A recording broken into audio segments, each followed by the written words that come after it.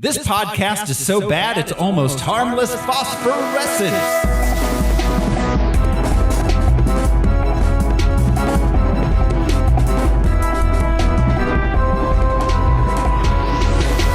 Hello, everyone. This is your host, Throw Smiley, and yes, I have an enlarged center hole and a hair crack.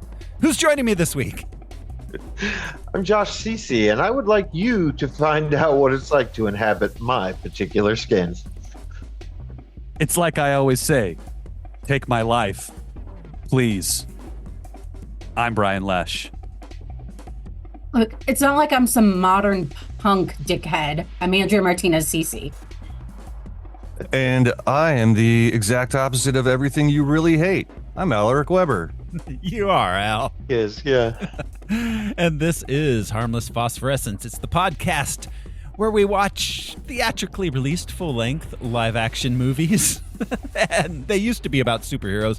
Now they're just about stuff. We are doing a brief run of comic book movies that are not superhero movies. We're about halfway through that. We've got a few more to go. This show is brought to you by patrons. Patrons like executive producers Michael Beckwith and Atticus Burkett. You want to be a patron? Just go to patreon.com/harmlessentertainment. We've got a lot of bonus shows there, and it only costs $1 to get started. You can join in, listen to all our monthly movies for $1 a month. We just put up a Strange Brew episode. This month we're going to be doing one that's coming soon on which one is it? Not Octopussy. Live and Let Die. Live and Let Die. That's right. Live and Let Die is going up this month a little later. So we've got a lot of other back catalog movie episodes there. It's a bunch about music. So check it out. Patreon.com/harmlessentertainment. This week on Harmless Phosphorescence, we're watching Ghost World. Hey, what do you think you're doing? Shut up that damn noise! Rock and roll, baby. Freedom of speech. That guy rules.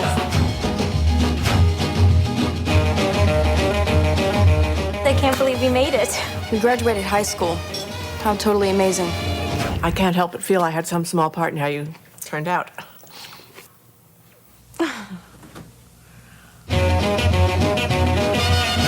Sometimes I think I might be going crazy from sexual frustration. You just hate every single guy on the face of the earth. That's not true. I just hate all these extroverted, pseudo-bohemian losers. You guys up for some reggae tonight? Do you have any other old records besides these? Seymour does. Who does? Him. He's the man with the records. What are we in slow motion here? Come on, what are you, hypnotized? Have some more kids, why don't you? जान पहचान हो जीना आसान हो. I'm allowed to place one student from your graduating class for a full one-year scholarship, and I took the liberty of submitting your name. This could be a really great thing for you. Would I have to take classes and stuff? Well,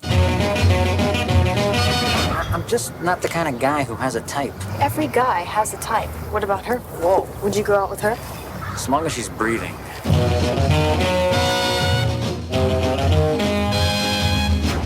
Hey, you!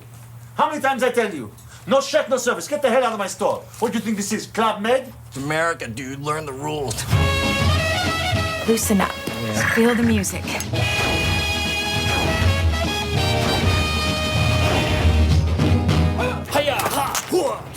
Ghost World.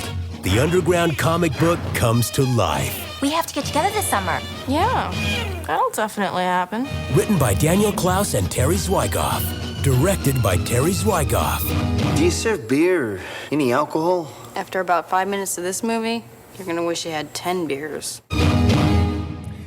Ghost World. Nice. Yeah. That was a really good trailer. Yeah, it was. Yeah, I was thinking as I was watching that, like, this is a movie that is a challenge to cut a trailer for, and I was excited to see that they didn't try to package it as like a teen sex comedy romp. Yeah. No, it was really true to the spirit of the film. It looks like Office Space is what it reminds me of. Yeah. There's a certain deadpan late lines late 90s, broken up you're with gonna music. say? Yeah, I was going to say there's a certain late 90s comedy. I don't know if they all used the same film. If you give it that grain or had the same cinematographer. Well, we've talked about it before, but yeah, the late 90s to about 2001 or so, there were a bunch of movies made that you can't quite figure out how they got a green light, like how that pitch worked. Like everything from Galaxy Quest to Dick, the movie about Watergate, the comedy about water, to this, to Office Space. There've been Drop so Dead many. Gorgeous. That's one of my favorites that's in there. Yeah, Election. Yeah, where it's just like, Election. it's not like mind blowing that they got made, but you're just like, wow, how did that pitch sound? Yeah. How did it sound? It was an interesting time where, so it was post indie boom, which was, kind of started with like the Tarantinos and Robert Rodriguez's, but then there was that like post ironic hipster indie boom. So you've got like your Gus Van Sant's, those in there. And so like they were like, well, the Tarantinos are doing good, so these other indie guys must be.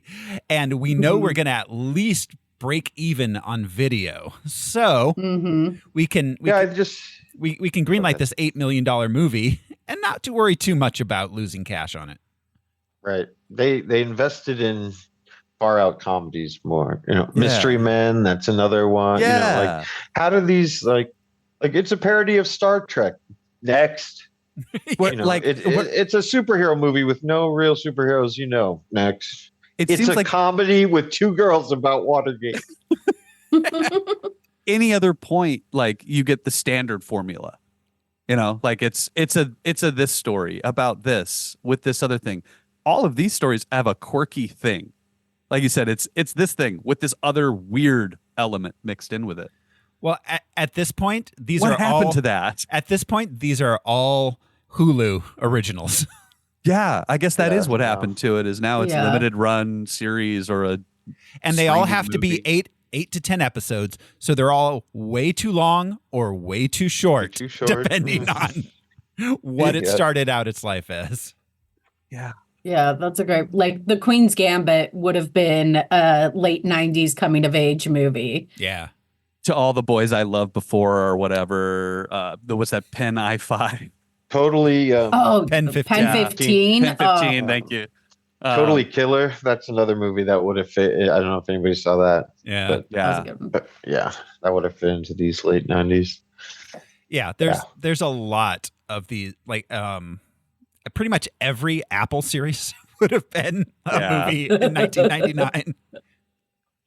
Like you mentioned Office Space, like that was a movie about nothing before we came to realize like that Seinfeld type thing.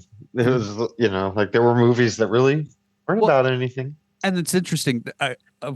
Office Space came from an existing property. This came from an existing property. Anything that had an existing fan base, didn't matter how small it was more likely to get made instead of like a fresh idea. Galaxy Quest is a fresh idea, Office Space, but that's leaning on existing things. Were never broadcast. Were they? Not that I can remember. Oh, I thought they were. Where did you see what were they? The Melvin cartoons, I think. Yeah, I thought that they were like tagged onto something. Maybe they were on Liquid Television. That's what I was going to say. I think they were on Liquid Television. They were definitely in the Spike and Mike festival. I saw them several years. I mean, Beavis and Butthead was Liquid Television originally. Did he have others in Liquid Television? I honestly can't remember. Yeah. No, because the King of the Hill stuff came later. That was Beavis and Butthead spinoff. Yeah. But anywho, anyway, what about this movie? Yeah, like I said, Ghost World was released July 20th, 2001. Had a running time of 112 minutes. It cost $7 million to make, and it made $8.8 million at the box office. So, like we were saying, probably made its budget back, plus a scotch more, and probably went into profit on video for 2001. I know I did. No, I did see it in the theater. I saw it in the theater. Yeah. I saw it. I saw it in the theater as well, but I think it was in the theater for just like it was like a lot of those indie movies did, where they had like they were in the theater for like a hot second, and then they were just moving real quick to get onto Blockbuster shelves. Yeah, they were in the theaters for like a month. Then yeah. At the Catalina. Yeah, exactly. That's where you could see the little. You and I saw a reissue of Rear Window there. I remember that. That looked great on the screen. Yeah, it was gorgeous. Yeah, I saw a lot of stuff at the Catalina. Sometimes I drive past that and dream about like opening up a movie theater. Oh, we all do. Yeah, I want to open a charter school in it. Yes. Ooh, for the arts. Oh hell yeah. God. Has its own parking garage even. Yeah. I know, man. No, and U of A is just sitting on it, which is good. It would have been bulldozed by now. Yeah. Well, I mean, we're getting a brand new Starbucks where Bookman's used to be. I know, to cover up that gorgeous mural. Yeah. Sorry, we can't keep digressing. This is some real inside baseball. If you don't live in Tucson, come to Tucson. You're like, what the fuck? Yeah. Look for the big whale painting. Yeah. So, with the Starbucks in front of it. Yeah. Yes. Exactly. So, like we said, it made $8.8 million. So let's go ahead and play the box office top 10 game. This is the game where I will describe the top 10 movies of the week, and these fine people here will try to guess what movie I'm describing. I will mostly use the Box Office Mojo description, but not always, because that's how I roll. Ghost World did not open in the top 10. It opened at number 29. It only made $177,000 its first week, but it was only in 5 theaters. So that's like it was in it. That's its New York, LA run. Right. The following week, it let's see, it did much better the following week when it it took a few weeks. Let's see. It didn't go wide until did it ever go wide? 3 weeks later, it's in 100 theaters. Week after that, it's in 34 theaters. Week after that, it's in 54 theaters. So yeah, it kept test market, but still. Yeah, it kept ticking up throughout the summer of 2001, getting a few more. It slowly released across the country.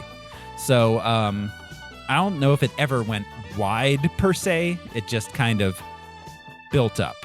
Probably word of mouth. Yeah. Got it into more, like you said. Yeah. A few other movies opening that week. At number 27 was Hedwig and the Angry Inch. Great movie. That's a good one. Yeah. And at number 11, it's 11th week, having made like $95 million at this point, is Shrek. And at number 10 at the box office for the week of July 20th, 2001, a betrayed intelligence officer enlists the aid of a prostitute to prove his innocence from a deadly conspiracy while returning a favor to her. How do you end up owing a prostitute a favor when you're not done? You're like, oh, she helped me carry in my groceries. Yeah, Did she kill the pimp or something? Usually they charge for favors. Yeah. Yeah, no, tell you what, you can just owe me on this one. You can just owe me a handy. All right, did he overpay? This is a Curb Your Enthusiasm episode. Right. This stars Bridget Fonda and Jet Li. Oh. It is. It's like Point of No Return or No. Yeah, that was a few years earlier, Point of No Return. This has sort of an action title like that, right? Well, no, due to being Jet Li, it has a vaguely Orientalism. Yeah, racistly Oriental type. Far Eastern title, yeah. Oriental. Because I'm sure he does some. Happy ending. Oriental Trading Company. It's called Kiss of the Dragon. Oh, wow. Of course. Yeah. They're known for their kissing. They are. Dragons. They're affectionate. Nature's dreamboat. I mean, yeah, kissing the dragon Lots of is what's tongue. called when you return the favor, right? I guess, yes. Yeah, that actually refers to a sexual position. Right? How to train your dragon. To kiss other dragons. At number 9. Entirely innocent. Yeah. At number 9 this week. Oh, this movie. Oh, no. Okay. A scientist makes a last stand on Earth with the help of a ragtag team of soldiers against an invasion of aliens. Starship Troopers? No, that was earlier. God damn. No. That was so much earlier. This was a big budget video game movie that Doom? turned out terribly. No, Doom's like 10 years later. 5 I years thought later. you were describing Starship Troopers, so Yeah, no, this is technically this is CGI, but weird Uncanny Valley CGI that everyone hated. Is this like not After Earth, but No, it's based on it's a video game. I know, it's not that one, but It's based on a very, very popular franchise, video games. I think they're up, was it 15 or 16? And they keep doing remakes of earlier ones. It's not Resident Final Evil, is it? Fantasy. Final Fantasy. It's the first Final Fantasy movie. The only Final Fantasy movie. Or did they make sequels to this? They probably made sequels. it was the Final Fantasy. They keep saying that, but they're on like the fucking 17th reiteration of Final Fantasy V. Brought to you by the Never-Ending Story, people. now that you mention it, that was where the whole Uncanny Valley discussion came from, because it and Shrek came out in the same year, and I remember all the side by sides of explaining like where the Uncanny Valley hits. Yeah. Like Shrek doesn't hit it completely, but Right. Final Fantasy lives in the Uncanny Valley the entire time. It was filmed on location in the Uncanny Valley. The beautiful Uncanny Valley. You guys saw Chip and Dale, right? We talked about that when it came out, where they go to the Uncanny Valley. Yeah. Yes. Seth Rogen plays the World of Warcraft troll guy. Why do your eyes look straight ahead? That's like that. I'm looking right at you. It's like that meta episode of Rick and Morty. Yeah. Where they ride the title sequence. Where they tried to capture previous Leon. Stupid. At number 8 this week, 4 teens are tricked by a professor into visiting a haunted house for a school project. This is a sequel. This is Scary Movie 2. Scary Movie 2 on the nose. My God. Take my little hand. That's my strong hand. I owned the first one of that on VHS, and I probably burned through that tape. I watched it so much. That was one of the last VHSs I ever bought. They were funny movies. Yeah, they were. At least the scary movies were funny. Yeah. Not everything parody after that, but yeah. No, all Scary Movie 2, I saw at the drive-in, and I just lost. It was one of the funniest things I'd seen at that moment. We went as a big group of kids to go see it, and I just remember, being obnoxious the whole time. Those were the days.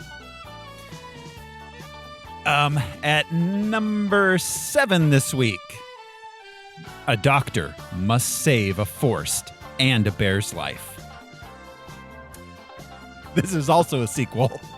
A forest Dr. and a Doolittle? bear? Dr.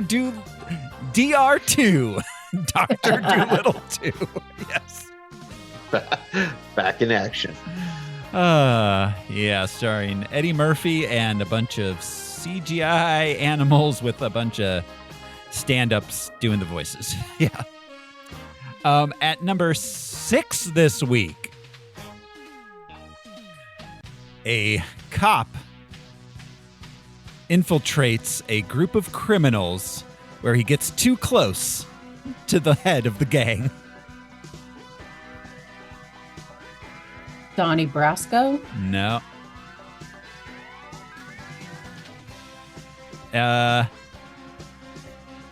It's a little less homoerotic than Point Break. But it's the same basic movie, and it's one we may be covering within the next year. Starring Paul Walker and Vin Diesel. God damn it. Oh. Fucking fascism and the furious. The fascist and the furious. Yep. The original. Listen to how simple that plot sounds. Steal some DVD players. I still haven't seen any of these movies, but I know that it starts with stealing DVDs and then going to steal the moon. Could you imagine if they had made 11 Point Break movies? Like... Yes, I can imagine. Just with a bigger and bigger wave at the end of every one. Because it's the same thing. Instead of surfers, they're street racers. Instead of robbing banks, they steal VCRs. Can we assume that Bodhi dies at the end of every single one? Where he's like, hey, man, I got to be free. I got to ride the waves. And he's like, I can't arrest him again. Gotta let him go. See him for the next crime. And then at some point, someone will go from a breaking wave into a helicopter, and then through that helicopter into an adjacent building.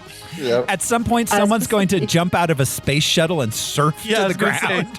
Ride a wave onto a launching space shuttle at Canaveral. Yeah.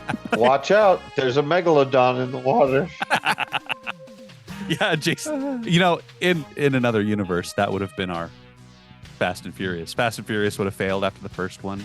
And there would just and be Point Break universe. What's it all about? Being free. Ironically, I feel like Jason Momoa would fit better into Point Break than the Fast and the Furious. Oh, he could play Bodhi. Maybe it's just because he's the water god. But I could see him and Chris Hemsworth making a franchise out of that. Yeah. I just want to point out, listening to this top 10, as you listen to this top 10, this is a great illustration of popular culture at the time and a perfect explanation of why Thora Birch's character is so fucking disenchanted with everything that is popular. Yeah, seriously. 100%. Even though the movie itself feels very early 90s in a lot of ways. Yeah. Well, the property is, which we'll talk about. We're at peak Backstreet Boys and NSYNC right now. Yes. Right? Yeah. Exactly. This is peak. This is Britney. I relate very much because I was exactly her character's age when this movie came out. So I have sense memory. But this is that somehow we got everything really right in the early 90s of embracing stuff that was cool and weird and unique and different. And then all of a sudden there was this weird shift into everything was just super commercialized and everything that was popular was uber manufactured and everything. This was peak NSYNC, TRL, well, that shit. The pendulum swung back because right before alternative culture, or but right before that got embraced by mainstream teendom, it was, and by the mainstream and sold to teens anyways, it was CNC Music Factory, gonna make you sweat. Right, that's true. It was Belle Biv DeVoe, that was right before. It was MTV. We loved MTV, but we all, felt like if your video was in constant rotation, you were a sellout, and it was kind of lame. We waited for 120 minutes. That was the alternative show. Right. You're right, Thora. The peak indie time was 94 to 97, maybe up to 98. Right, and also as I've argued before, when we peaked as a species. Yeah, yeah. That is definitely. I mean, and that's when the mainstream media were selling us that indie alternative as the culture, as pop culture. Right. Mm-hmm. Yeah. Yeah, that's when we got named Gen X. Mm-hmm. Yeah, exactly. So, all right, at number 5 this week at the box office, a look at a top secret high-tech espionage war going on between two groups that are unknown to the mainstream. There's no way to describe The that. Autobots and Decepticons. I mean, kind of, but instead of robots, it's a different people, a different sort of thing. So it's different. So instead of being the right answer, it's different. Is this Rise of the Machines? No. No, that came later. Yeah. The first That's what I just said. the first Transformers movie was like 09 or 10. Oh, something like no. I'm thinking of T3. Oh, I'm trying to think Terminator: of- Rise of the Machines. No, it's Yeah. not. This does not include robots in any real sense. Okay. Any real sense? Well, there may be a robot or two in there. It's hard to, who can say? Okay. Any All right, movie fair may enough. have a robot just show up at any given point. Is it a Star Wars? No. It is not. This is a children's film. It utilizes, speaking of Uncanny Valley, it utilizes the height of CGI in 2001 to mix it with live action. Say the description again. A look at the top secret high-tech espionage war going on between two groups which are traditional enemies. Oh, cats this- and dogs? Cats and dogs. Oh, Yeah. my dumb ass thought you were making a joke and you were making this about Team America. I was like, Oh, wait, no. Dogs living top of the together. line CGI Yeah, no, puppetry. no, cats and dogs, in which we CGI'd them all talking. It's not a bad movie. It's not terrible. Was Nathan Lane? Nathan Lane was one of the cats, right? I think so. I My think God, this is a summer top 10 list. There was nothing. Yeah. There was Smack- nothing to offer. Smack dab in the middle of the summer, July. Not even like the doldrums of August. Yeah. At number 4 this week, an aging thief hopes to retire and live off his ill-gotten wealth with his lover when a young kid convinces him into doing one last heist that comes with a big payout. This isn't the Thomas Crown affair, is it? Mm-mm. Oh, that was my guess. This was the movie that was billed as like Is this three a Connery movie? No. This No? is a movie that was billed as 3 generations of the world's greatest actor together. Oh, It's, I believe, the what last the fuck? the last film of one of them. The one where Marlon Brando wouldn't take direction from Miss Piggy. Miss Piggy, yeah. The Score, starring Oh, The Brando, Score. De Niro, and Edward Norton, who we all forget in the late 90s was being groomed as the next De Niro / Brando. Yeah. Yeah.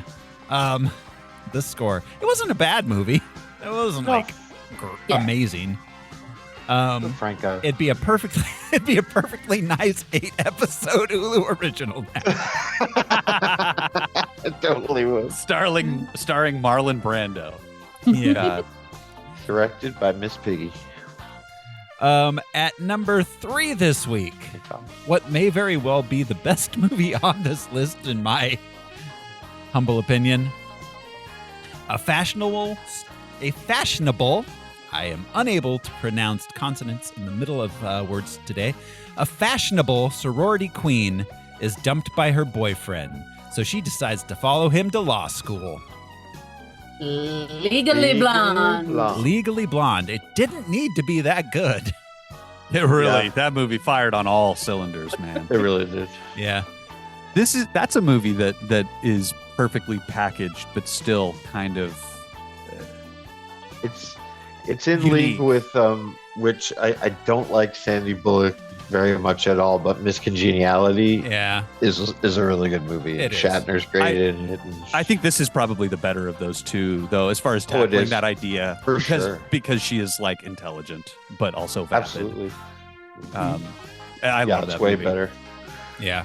They made a Broadway musical that was really successful. Oh, didn't yeah. they? That's right. Yeah. Oh, my God.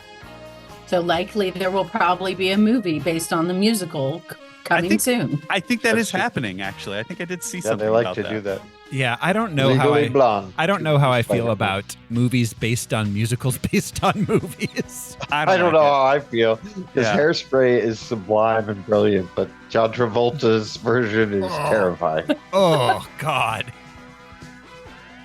Yeah. Yeah. Well, and the Heathers, like series that was based on, like, what was that? What Yeah, was no shit. that? Anyway. I try to just remember. When I see those things, I try to just think, good for them. Like Yeah. The Hairspray movie musical is so far away from John Waters' original creation. But when I watch it, I'm like, that's a good payday for John Waters, more than he ever got from the original Hairspray. True. So Yeah, that's fair. True. good for them. Opening at number 2 this week. I do not remember this movie at all. A movie publicist deals with the messy public split of his movie's co-stars while keeping reporters at bay. While a reclusive America's director. Sweethearts. Yeah, I Yes. did not remember this. Thank you, Josh. Fuck. I could see Starring this Julia cover. Roberts, Catherine Zeta-Jones, John Cusack, and Billy Crystal. Features Julia Roberts in a fat suit. Oh no! Wow. Ooh. There's a true crime series called The Staircase about a dude who staged his wife's murder and all. And that was the movie they rented that night. And so throughout the series, that's one detail he remembers because, of course, that's his alibi. We rented America's Sweethearts with John Cusack. This dude just keeps saying it like it's an alibi. Like you could call John Cusack and be like, yeah, he rented it. I love it. 'Cause, Yeah.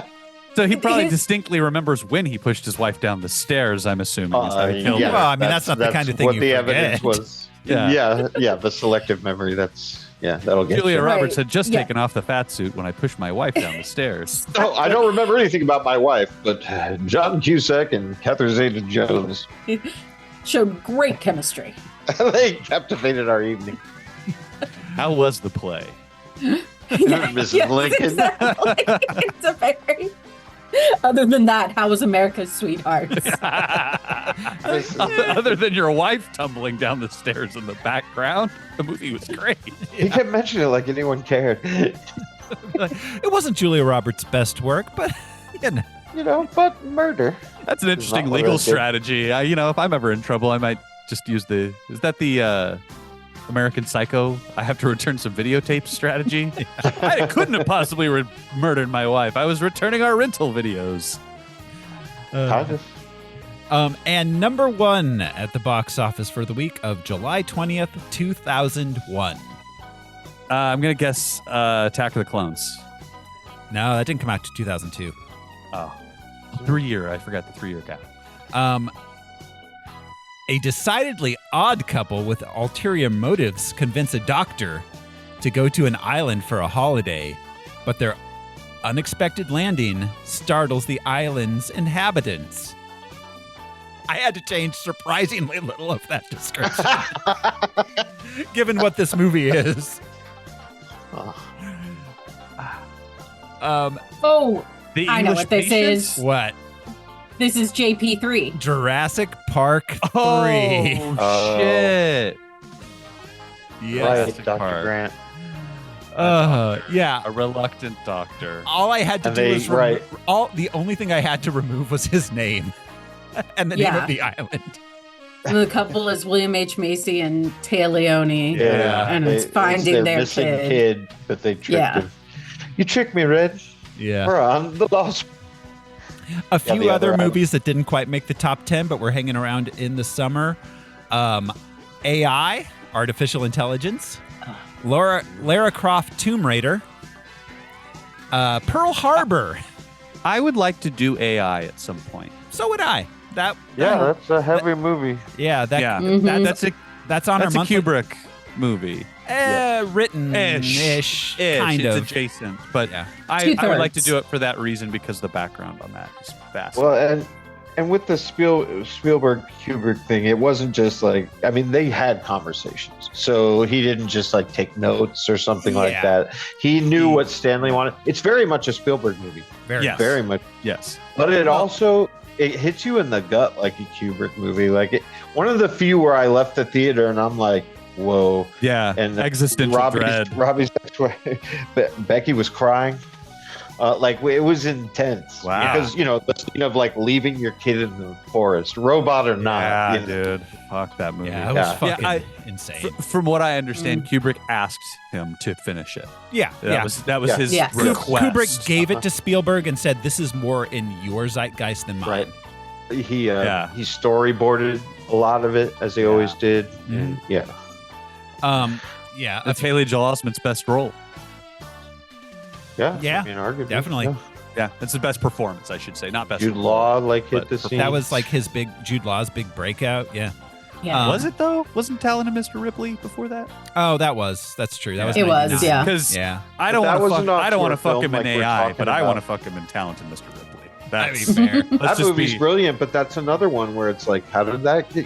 How did that get made? Well, it was a woman who wrote "Strangers on a Train," and so it had been written decades and decades before. Then, suddenly the Good Will Hunting kid. Yeah. Mm-hmm.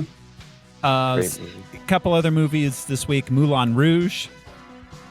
Okay. Yeah. Wow. Yeah. Where was that? How long had that been out? Moulin Rouge had been out 10 weeks. Wow. At this point, that's a movie I still don't understand. I feel very much like it's not quite. It's Baz Luhrmann. I mean, and I like a lot of his movies, but that one I've watched enough times and it just doesn't click with me. It's a really fun 90-minute music video. Yes. Yeah. Which back then we would leave MTV on for like 90 minutes and just Whereas yeah. Elvis is a 2.5-hour really unfun music video. I found it more interesting than Moulin Rouge. I still haven't cracked the seal on it. Oh, Elvis was insane, but oh my God, I don't know if I liked it at all. Well, it was weird to tell it from Tom Parker's point of view. It was weird for Tom Hanks to do that accent. Yes. Yeah, he did yeah. I want to watch it. I think I might watch it before Dune because he's going to be. But to my earlier point, you've named like 15 movies. Maybe 3 of them are worth sitting down and watching. Well, we've got Swordfish in here, which the main selling point of Swordfish was Halle Berry's breasts. Yeah, that's right. That's the only reason I remember that. That and she's topless because she's distracting Hugh Jackman while he is hacking some sort of thing, right? Mm-hmm. She's like, that was another can you Hugh hack Jackman fast when you're looking at boobs? That was a Hugh Jackman pre-X-Men. I'm pretty sure, right? Post-X-Men. This was his big X-Men follow-up when it's like Hugh Jackman can be an action star now. That's right. He's got to make you stick him with a fucking X-Men. Memento is in here. Okay, there we go. Wow, yeah, wow. That's the start of 21st century film. Yeah. Right. Again, how'd they pitch that? You know what I mean? Yeah. I'm sure that whoever got pitched that was confused and just went, "Sure, dude, will you leave? You stop talking to me about this movie idea." And then they went home and found a note from themselves telling them to greenlight the movie. They tattooed it on their face. The Mummy Returns, which was terrible. Oh, you take that back, Thora. No, The Mummy was good. The Mummy Returns. The Mummy Returns is so bad, it's good though. I don't know. It's so bad. I haven't seen it since 2001, so honestly, it's the only other one of these that is worth watching because it's so bad. That was the one with other the ones Rock. are so bad. That was the premiere of CGI Rock, right? That's the introduction of the CGI Rock character. The thing that most of us know the CGI Rock character from is his movie that is just a spin-off of it. Yeah. There are way too many minutes of him on screen. You're talking about a Rock or The Rock? The Rock. A-Rock. He's A-Rock in both of these movies, basically. He's just a CGI face. Yeah, The Mummy Returns is bad, but it's the Clone Wars, or it's Attack of the Clones bad. I'll still watch it. I haven't seen it since the first time I saw it in the theater. We should do them. Did we already do the Mummy? Nope. In our not. Galaxy Quest. We have string? not. No? So, but just run down the last few. Along Came a Spider, kind of one of the last Grishams, I think. Bridget Jones' Diary, A Knight's Tale, and the peak of Knight's 2000. Tale. A Knight's Tale is good. Yeah. That movie holds up. That's one of those movies that shouldn't have worked that worked. Yeah. And the peak of 2001 cinema, Rob Schneider's The Animal. Which Not is Deuce Bigelow? This Male is the Gigolo? third week we've mentioned that piece of shit. Wow. You're a piece of shit, Rob Snyder. Yeah, you He are. probably listens. Come at me, bro.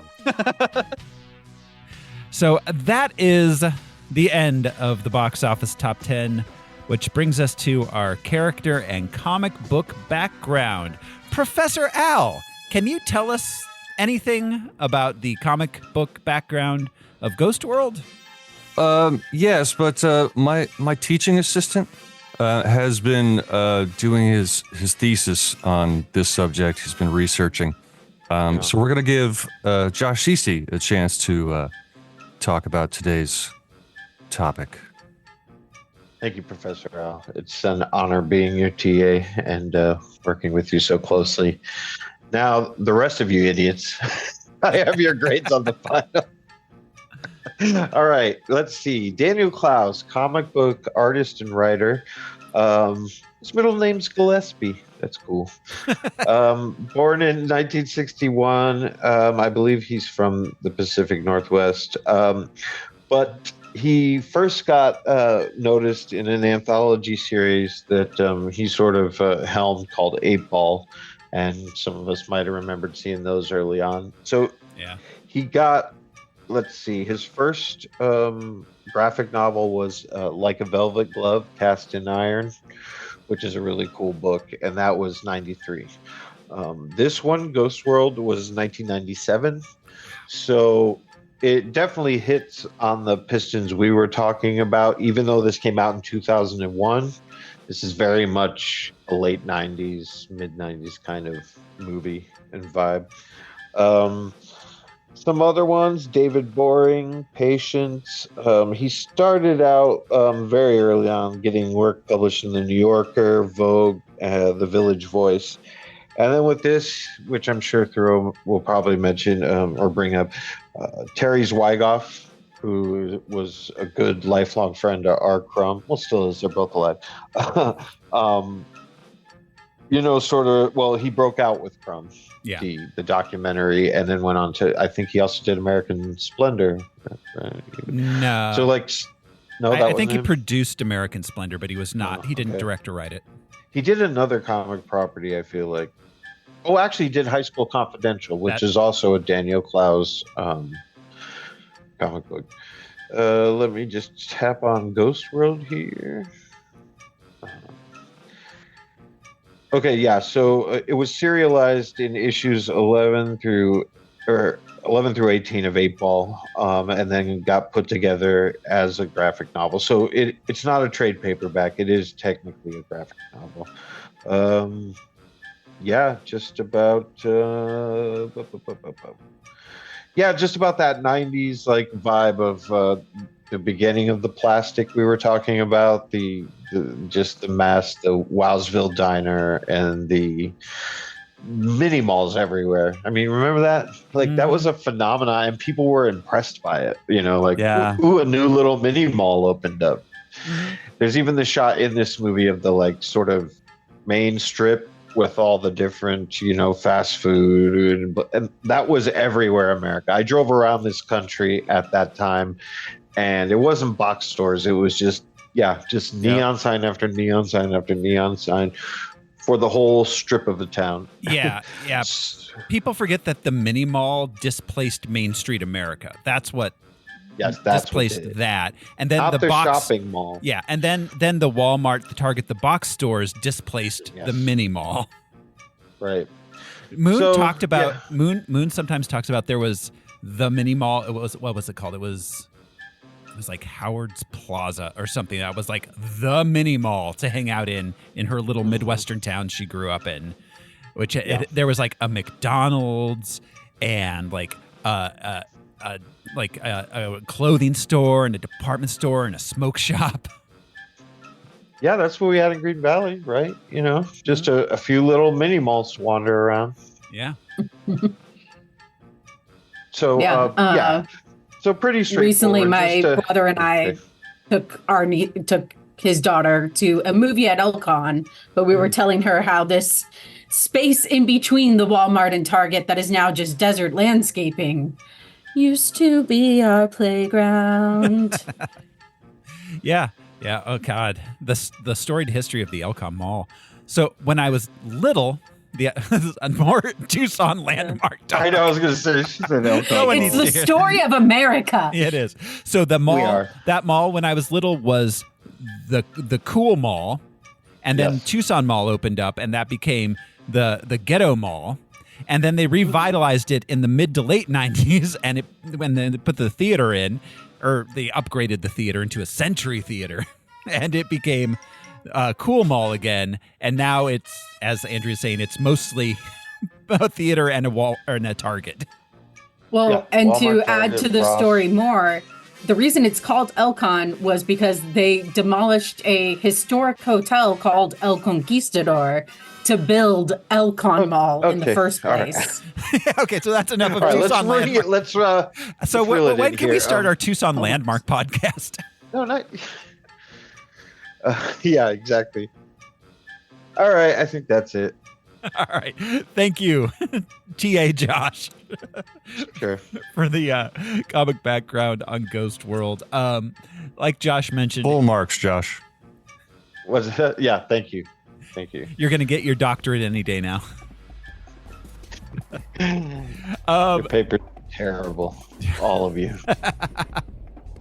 As Josh mentioned, this was written by Terry Zwigoff and Daniel Claes, and directed by Terry Zwigoff. Terry Zwigoff got to start as a documentarian. His first documentary was 1985's Louie Bluey, about Louie Bluey Armstrong, a string band and country blues musician. Mm-hmm. He followed that up with 1995's Crumb, which is about our Crumb. It's a fantastic documentary. It by any is. standards. Yeah. That dude is fucking weird. Oh, not as he's the normal one in his family. Yeah, That's and what he's that the most documentary is. normal of them. Yeah. He had to get away from those weirdos. Yeah, exactly. This Ghost World is his first narrative film. And he and Daniel Claes got nominated for the Academy Award for Best Adapted Screenplay. I was going to mention that. Yeah, they worked on it together. So this is very, very true to the graphic novel. Very much, yeah. He followed Ghost World up with his directing Bad Santa. That's right. Yeah, which I imagine that's where I imagine he's still living off those residuals. Yeah, there was a sequel. The first one's not bad. No, first one's pretty good. It's kind of amazing. So it's funny because we were talking about Scary Movie, and now that started the blank movie trend, and Bad Santa started the bad blank trend of movies. Right. Yeah. Bad moms, bad teacher, like so many. Horrible bosses. Yeah. Right. That thing. Yeah. Bad grandpa. Yes. Yeah. All of those. Bad dog. There are bad so boy. many bad grandpas out there. And what's interesting about Bad Santa is Billy Bob Thornton never turns good in it. It's not like he gets it. He just at the end he's like he's a little better. He's like, well, maybe we shouldn't make fun of like autistic kids. But He's like, it's fucking Christmas, man. Yeah. No one redeems themselves. Nobody. In that movie. Nobody. Not even the kid. It's Yeah. a great movie. Honestly, it that makes so much sense. Mm-hmm. And after watching this twice, you know, like. And Did Bad Lieutenant come before all those? If that was a madcap comedy. Yeah. Well, Bad Lieutenant 2 is a madcap comedy in its own way. That movie's crazy. Bad Lieutenant 2. Port of Call. Nicolas Cage. Yeah. And Willem Dafoe, and it bears no relation to the first Bad Lieutenant. So it's really unclear as to why they decided to brand it as a sequel to Bad Lieutenant. And it's insane. To get all that sweet Bad Lieutenant money. Right. But as we mentioned, then Art School Confidential was a 2006 film he made. And other than that, he's only directed a Amazon pilot in 2017. He's basically been retired from filmmaking for most of the last decade. I bet it's quite a frustrating business now. Yeah, he's been trying to get a number of films made over the last 15 years or so. He was supposed to co-write and direct another film with Daniel Claes entitled The $40,000 Man. That never got made. He was supposed to write and direct a film adaptation of Elmer Leonard's Maximum Bob. That never got made. He was supposed to direct Fred Armisen in a film called Justice for Al, which never got made. So sorry, Al. No justice for you. I've been feeling it. Yeah. He and Nicolas Cage were supposed to make a film together called Lost Melody. He's the last 15 years has been film after film after film he hasn't been able to get made, as the vast majority of his life. So I think he may be literally just living off Bad Santa residuals, as we mentioned.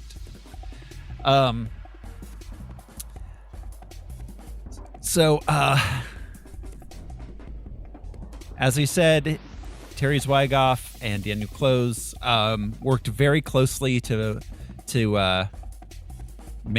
get this film made together.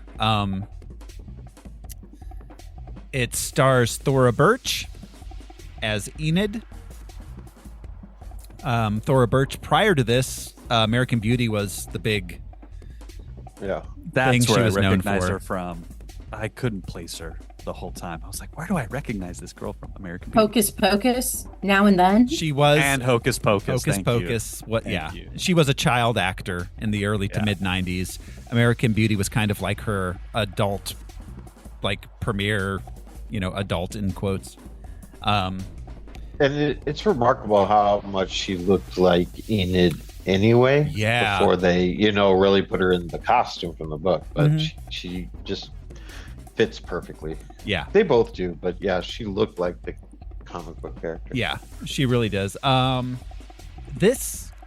She continued to work, obviously, but this was kind of her last big starring role. She didn't make another film for 3 years. And that film, she was in something called Silver City, which is not something anyone remembers. She's been in very few movies anyone's heard of since then. A lot of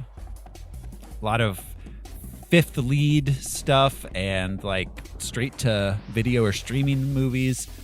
She's done a fair amount of TV. She was in The Walking Dead for a season. She was? Yeah, apparently. Everyone, you had to, right? Isn't that a resume requirement? Is she the faceless? Law and Order. Is she the mask mom? I don't know. The cannibal mom? I stopped watching The Walking Dead after the third season, so I don't know. Yeah. Who is she? No, She's gotta she's be not. the cannibal mom. She's not the cannibal mom. She played Gamma. Gamma. Alpha cool was mom. The mask mom. So she was one of the she's masks, not but the not the main- lead one. Alpha was the main right. one. I have no idea what any of that means because, again, I stopped watching after the third season. Yes, same here. I don't even know if I made it that far. Yeah, No, she was in Patriot Games as Sally Ryan. She was the little She was, baby. no, her 90s were great. After this movie, though, her career she started struggling a bit career-wise.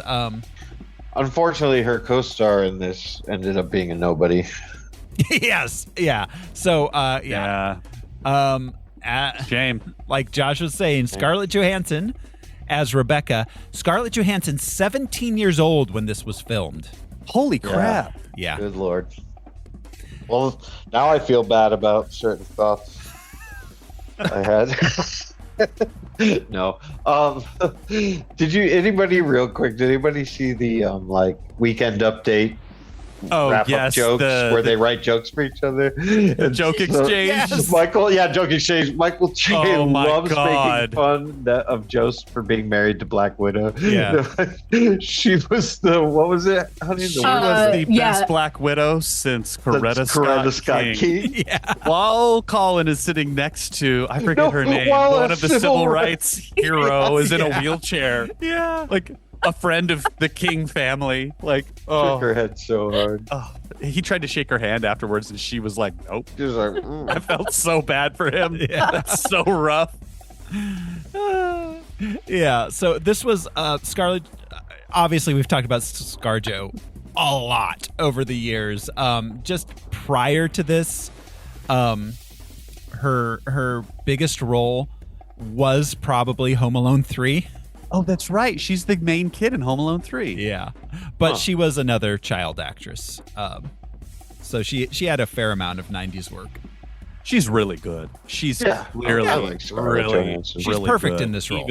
Absolutely. In this, she has all of the elements that make her a really good actress, even as a kid. This is what brought her to my attention, and then Lost in Translation is what made me go, wow.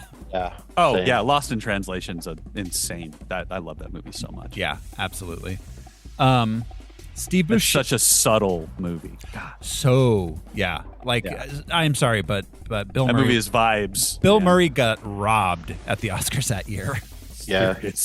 Seriously. It sounds like he said a lot more than that. Yeah. More intensity. I love that.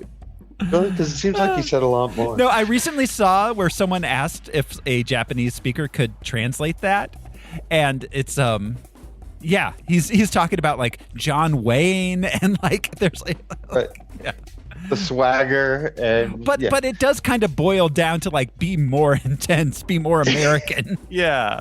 Right. So funny. So yeah, Steve Buscemi as Seymour. We've done a Steve Buscemi movie, right? We had to have done something with him. Had to. He wasn't in Mystery Men, right? No. He would fit right in, but we've never done Armageddon. We've never done a Tarantino. And he hasn't been in the MCU. Good for him. Yeah, he was not in. He does a lot of Robert Rodriguez, but he was not in Shark Boy versus Lava Girl, or Shark Boy and Lava Girl. The versus is when they have their divorce. Versus Kramer versus Kramer versus Lava Boy versus.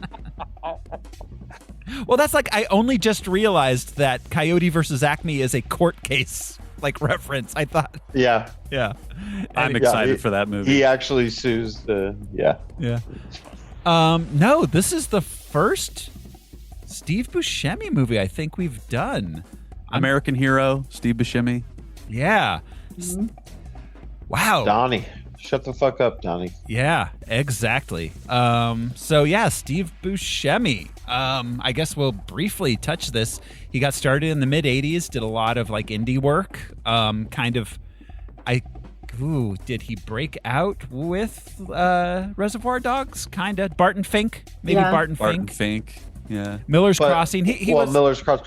But I think you're right. Reservoir Dogs is where people really the Madonna, the tipping scene. That's what made him. Yeah, that's what brought him. He's like a household name after that, basically. Yeah. If you'd seen that movie, He was a firefighter.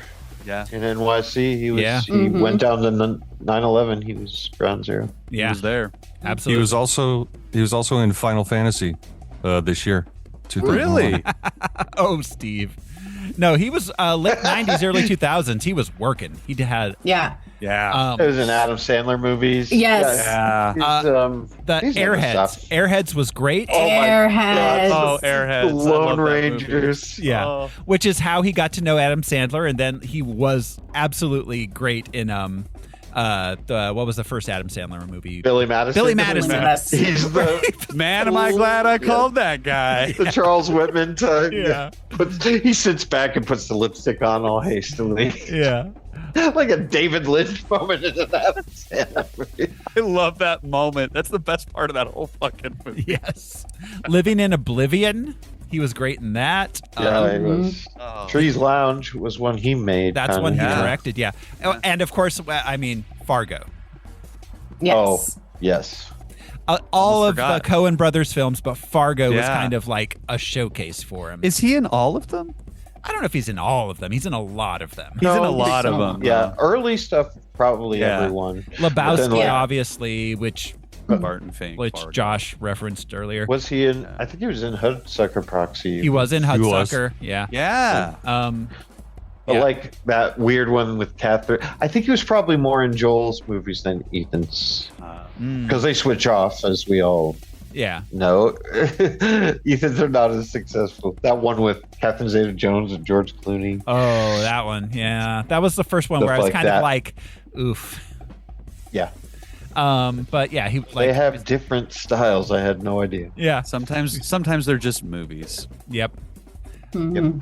But yeah, he, as we mentioned, he was in Armageddon. He was in 28 Days with Sandy Bullock, which is not about zombies. Yeah, he's not a zombie in 28 days later, I'm out of rehab. He was in the Spy Kids movies. He's the one who said, "Do you think God lives in fear of what he created?" In Spy Kids. In a Spy Kids movie? That's a quote? Yes. Isn't he the pervert in Con Air? Yeah. Yes. I want to he do is. Con Air so bad. Ooh, that we is a should totally do masterpiece Con of Air. cinematic achievement. Is that Michael Bay? I think so. Yeah, I think that it is. has to No, be I'd like to Michael do Bay. Con Air, and No, I'd like Joel to Schumacher. Joel I think. Schumacher. Thank you. I'd like to do You're Con right, Air, you're and right. I'd also like to do The Rock to round out our late 90s Nicolas Cage action trilogy. Yes. We already had the Dove Church. Yes. But yeah, let's see. He just continued. Dove Church. Yeah. Or, no, wait. Did we just call it Bird Church? I think it was just Bird Church. But still. I think those I mean, are pigeons, technically.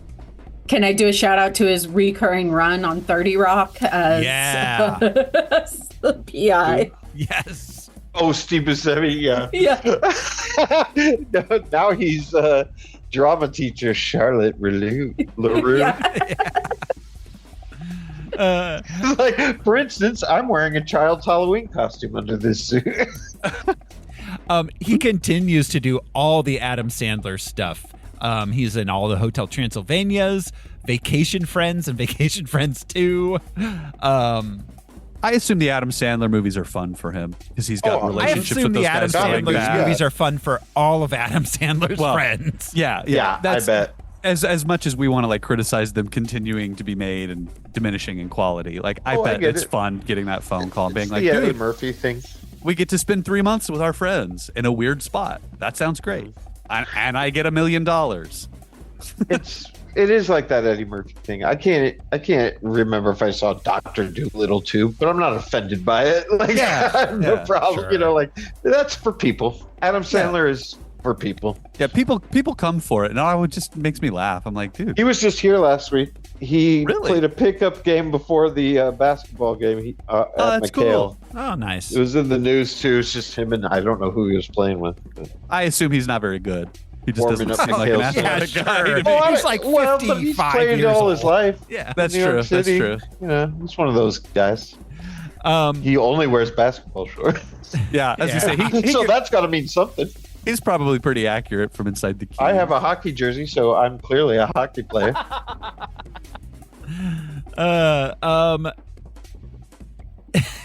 Brad Renfro stars as Josh in this. Force him out. Brad Renfro, R.I.P., one of my first loves. Yeah, he passed away in 2008. Yeah.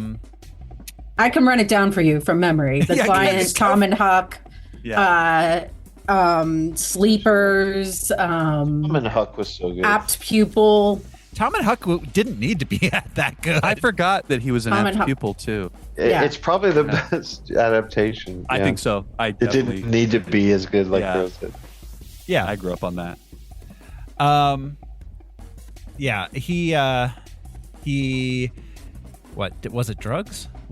Yeah, Yeah. it was. Yeah. Oh, heroin. Yeah. Oof. Yeah, it was heroin. Yeah. Ah. But yeah, Tom and Huck marked an awakening in this girl's life. Ah. I have indelible memories.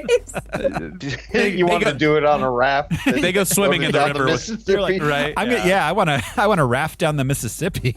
I want to do it at my own funeral. Tom and Huck also was an awakening in my life when I was about 9, but it was literally rafting down the Mississippi for me. Yeah, wanting to get away. Yeah, it was Wanting like, to wait, have an awesome I could black I friend. could do crime and run away from home.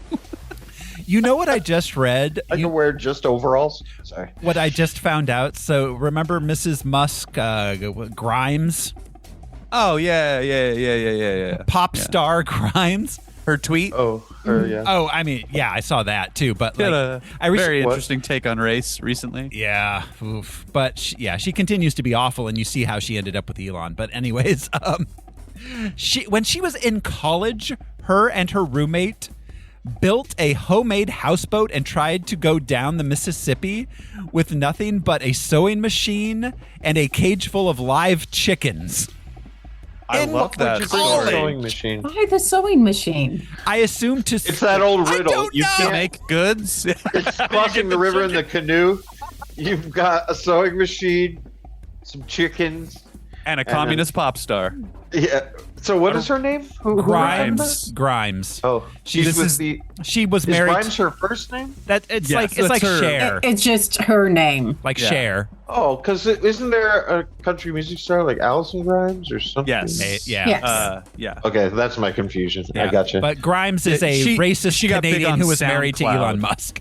She was one of the first like SoundCloud alternative artists that really blew up. Yeah, her first couple albums first I kind of album dug. was Then what? I found None of out my business? how Yeah. bad she is, and I was like, oh, I don't like her that much. I'm gonna, yeah. She's kind of. I'm trying to think of like. It's like. I don't know. What's the got- gal who wore the swan? Bjork. Bjork. It's like. Yeah, poor man's Bjork. It's like experimental. Bjork was rich man's Bjork. Well, I mean, Bjork is art. This is like. Yes. Yeah, and this is like. experimental electropop. Yeah. Yeah. Trying to None of sound my- like Bjork. none of my business.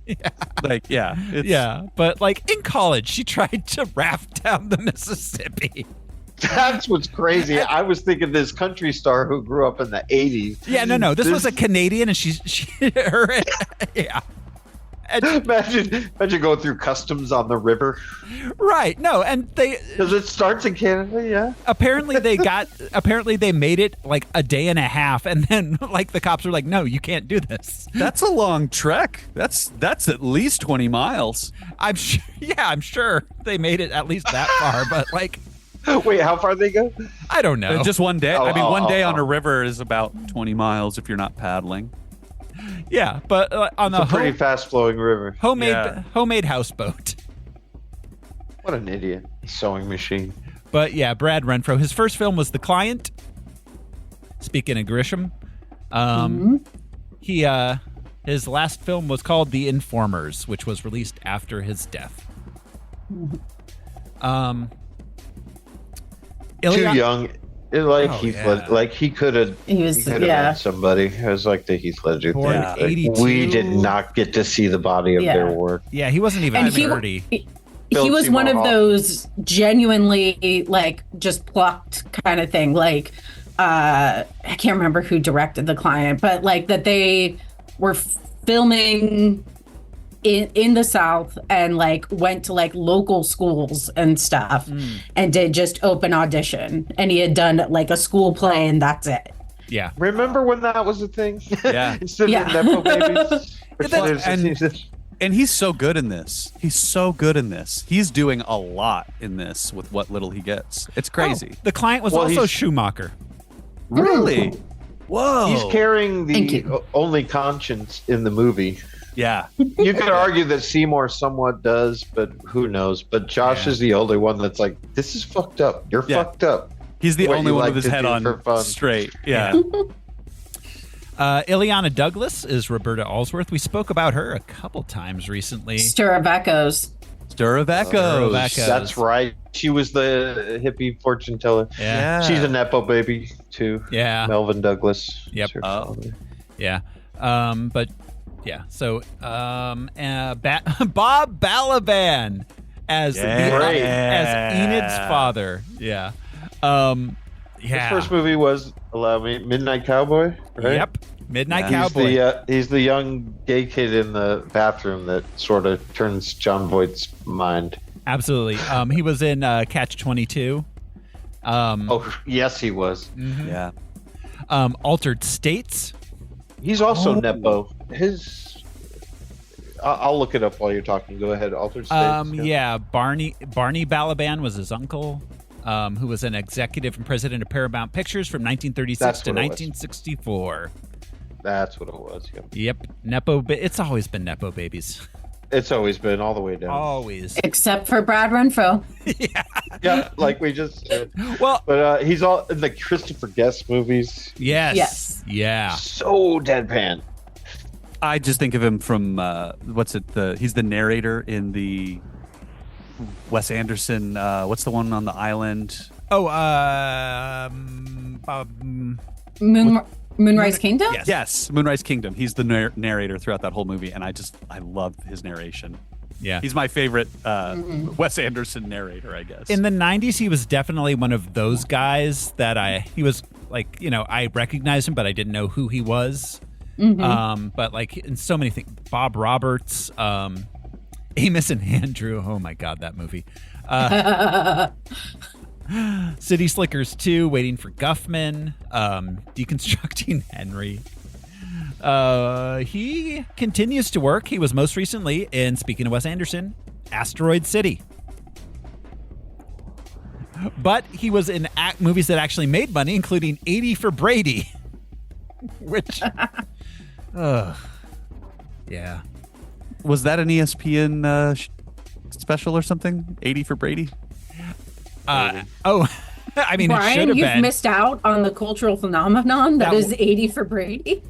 I have no idea what that is. Oh, okay. It's a bunch of old ladies. It's about like a bunch book club or something? of old ladies starring Lily Tomlin, Jane Fonda, Rita Moreno, Sally Field, Bob Balaban, Harry Hamlin, Sarah Dolly Gilbert, Dolly Parton, and it's sort of a joke on how so many moms and aunties love Tom Brady and even if they're not interested in football so much, but they try to go to the Super Bowl, right? Yeah. Wait, this is new? This is a movie? It made It made $40 million in 2023. Yeah, it's streaming at the theater.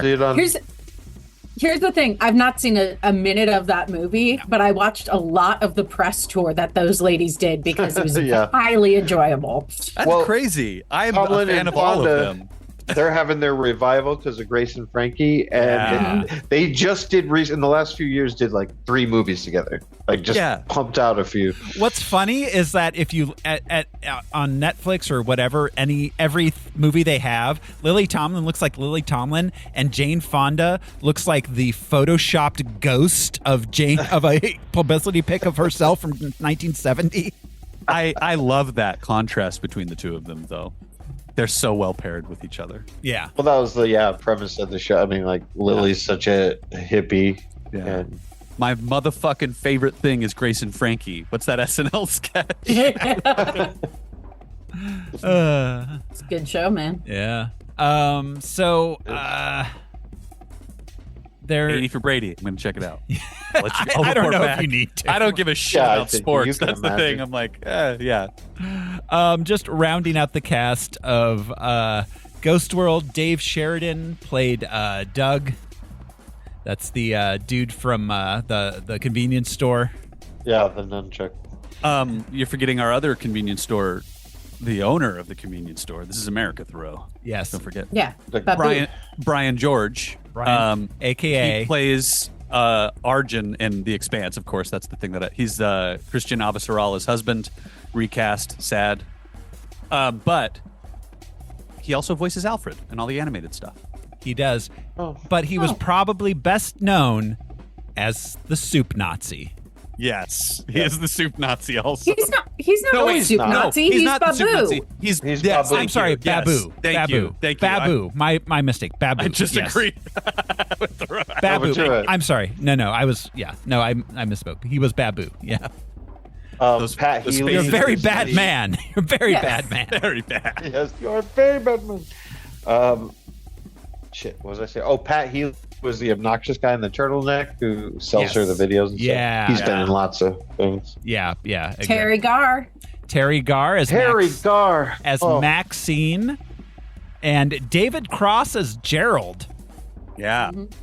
This was right around when. Yeah. Anyways. Oh, and Yeah, the roommate who was in all those 80s movies. Oh, the chunky yeah. guy, Yeah. That was Thomas McGowan. Thomas McGowan. Yes. He was like the guy in a chair in some movie or a couple movies, right? You know, just Yeah. like the messy desk, the sort of Wayne Knight character. He was in The Last of the Mohicans. That wasn't the movie I was expecting to see there. Where did they put his He ate desk the in that last one? Yeah. But he was in Captain Ron, Searching for Bobby Fischer, Sleepless in Seattle, Heavyweights, Oh, The Sleepless in Birdcage, Seattle. As Good as It Gets, Heavyweights. Bean the movie, that Mr. Bean movie. He was also in Bad Santa. Veep. Yes. Oh yeah. Totally. Yeah. Patrick Fischler was the video store cashier. He's Oh yes. Oh yeah. yes. He's that dude. Yeah, he is that dude. He's working a lot these days. He was I liked him in Happy. That was a fun show. We covered him in The Shadow. A while back. God. Been working a lot more than, or a lot longer than people realize. He really has. Than I realized. His first film was Speed. But he was then Yeah. also in Twister, Mulholland Drive, Full Frontal. Oh, Old Drive. School. He's so creepy in that. Yeah, he is. Old School, Something's Gotta Give. I always picture him in like 1940s garb. Yep, he's Old School. That's right. He's the dean's assistant. Yeah. But yeah, he's one of those guys. Like you see him and he's like, oh yeah, that guy. He was in Barry. Oh. Where? Who was he in Barry? In Barry, he played Was he a Chechnyan? he played Lon O'Neill. He played Lon O'Neill in 3 episodes of Barry. Is that the who Lon is? That I think he was like an FBI guy or something. Huh. Well, I gotta go back and watch Barry. Yeah. I want to Thanks. anyways, yeah. Yeah, it's so good. That about rounds it up, except of course, we for the what's essentially a cameo, and Will Forte was an extra. Really? He was in The porn shop. He was in the porn shop. Yep. Oh. One of those creeps. Yeah. Anthony's? Yeah, Anthony's. Mhm. I love He's that another guy it's a that's guy's been name. working longer than we think. Will Forte? Yeah. He's I been, mean, Oh, yeah. he was producing that 70s show, right? He was a Yeah. writer. Yeah. This was Really? this was before SNL, but yeah, probably around the time he was in that 70s show. Yeah. So that about rounds out the production of the film.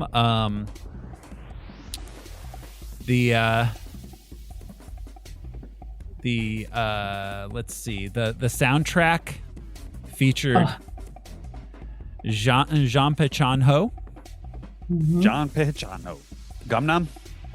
which is that kind of made this that really brought this song into the public consciousness. Yeah. It also set the tone for this movie. Like, you immediately didn't know Absolutely. what was coming, but that was fun. It was toe tapping. Yeah. It's the best part of the movie. Sorry. My favorite part of this movie is still the first 3 minutes of it. And the camera sweeping through the windows, they're literally panels from the comic. It's cool. Yeah, absolutely. The graduation rap was written by Daniel Claes and performed. We achieved matriculation. And performed by Vanilla, Jade, and Ebony. Wow. Brilliantly performed. Yeah. The Pickin' Cotton Blues was written by Terry Zwigoff and performed by Blues Hammer. Oh, that crushed my soul, man. The second time around watching it. It was such a thing, though. At that time. So many white blues bands. I missed the lyrics the first go around. I'm so glad I watched this movie a second time. I literally had to stop and rewind and listen to the lyrics to this song and go plowing and picking cotton. Oh my fucking god! Blonde-haired, blue-eyed, guitar playing bar band. Yeah. As a blonde-haired, blue-eyed guitar player, I felt that in my soul. Yeah. And the white part of my soul. For those of you who are wondering. The white part. I want to speak briefly about cooked chicken. Oh, wow. Okay. Yes. So, as Josh mentioned, Daniel Claes is from the Pacific Northwest, and he based cooked chicken off the Chicken Inn, which that painting and the pictures of the building with the very racist imagery, which was called not cooked chicken. I don't want to say it, but so I'm going to avoid saying that in this show, FYI. Well, what did the word start with? C. It's so the same. Yeah, as this? It was called the C Chicken Inn. They had. We're going to be saying the word, though, so settle down. Yeah, I'm not going to be saying it, but not in the context of the film. No, I'm not. That's curious. All right. I mean, no, I don't want to. I don't want to say it. I don't want to be recorded saying it. Come on, Thoreau. That's kind of the point.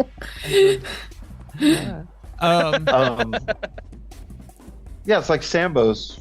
Remember those? Sambo's, which had to change its name in 2020. Yeah. 2020 is when they changed their name. But yeah, all of that imagery is from an actual business in Seattle, an actual chicken place in Seattle, which is currently, well, I don't know if they're still in business, but they were known as the Chicken Inn afterwards. Well, I can give you other examples. Mrs. Butterworth, Uncle Ben. Yeah. Shit. There are others. But those are the two we'll get into. But yes, all of those the pickaninny racist imagery, the blonde jockey imagery. Yeah. Very big in marketing. Yeah, absolutely. Because it was the same principle as sort of the magic Negro. Like they have special secrets and their spices are so Well, yeah, weird. They've been our servants and have been cooking for us, and they make good food, so we're gonna exactly. Yeah. Yes. As if everyone doesn't love chicken. Yeah. Watermelon's my favorite fruit. Fuck y'all who say it's yes. Yeah. Well, we could get into the reasons for these stereotypes, Sure. but we won't. Sure. So, not enough time in the podcast for that. No. And if we're not gonna say that, there's no point. Sorry, excuse me. Ghost World Siskel was dead by the time Ghost World came out, so he was in the Ghost World. Yeah. So Siskel was dead to begin with. I see dead Siskel. I mean, some of his takes were brain dead, but yeah. Well, yeah. So, but it has 90% on Rotten Tomatoes. And I think Ebert print reviewed it, right? I believe he did. I believe he genuinely thought liked it. I don't think he and Roper reviewed it either, though. So, but a couple letterbox reviews. Steve Buscemi is a manic pixie dream boy. 3 stars. I love that description of him because he is that. Big watery eyes. Yes. Yeah. I just want to take care of him. I can fix him. I can put him in jeans. The Manic Pixie Dream Boy dresses jeans and a green cardigan. It's the Ned Flanders, I guess. Yeah, well, yeah. That's kind of dreamy. Oh yeah, let's not kid ourselves. I'd leave Marge for Ned Flanders. Marty. Stupid, sexy Flanders. Stupid, sexy Flanders. And writer Roxanne writes, I based my entire personality around this movie as a teenage girl. Steve Buscemi, your character's creepy, but I still want to bang you. Call me. I don't think he's creepy. Well, so I'll say that, you know, when this came out, it felt icky and everything like that. Like being the same age as the character, I was like, ew, no, thank you. Oh, that's the creepy. Yeah. Watching it this time, I was like, Buscemi can get it. He's the only interesting man. That they encounter. Well, I mean, realistically, Josh, though. Let's be real. Josh. Is he interesting? Like I said, he's got the heart. I think he's interesting because there's nothing going on. He's a mystery. Yeah. You know, like there's we'll get to Josh. We'll get there. Oh my. We'll talk all about Josh. Josh, I hope it makes you uncomfortable hearing about. Nothing. Very few things make me uncomfortable, but it's not going to be a fun conversation topic. I mean, I think that the allure of Buscemi in this to Enid is that he lives what she wears as fashion. He is counterculture in every possible way. Yeah. Shall we begin? Yeah, we shall. Guys, you ready to jump into the movie? Hey, John. Hey, look, there's pants. Here we go. This is Ghost World. We open with a credit sequence and the song over old footage of Jampé Chanho, an Indian Down to the drums. An Indian rock song from the 60s. Enid's getting dressed and dancing. We cut to her and her best friend Rebecca's high school graduation ceremony.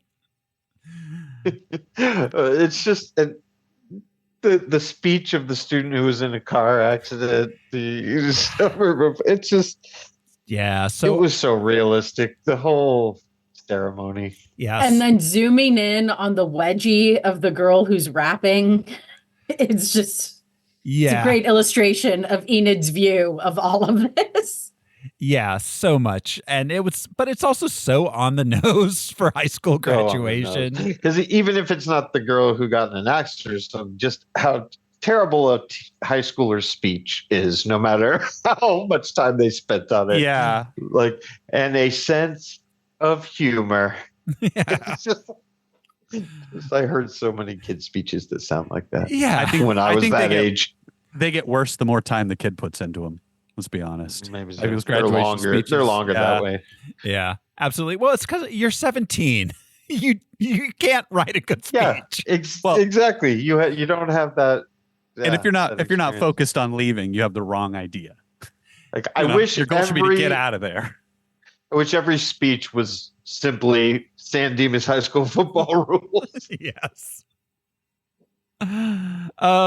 After the graduation, Enid discovers that she won't be able to graduate unless she attends a remedial art class because she failed her art class. I just want to say in Enid's defense, I never passed an art class in my life. Every teacher I had almost was Ileana Douglas. I know we'll get to her.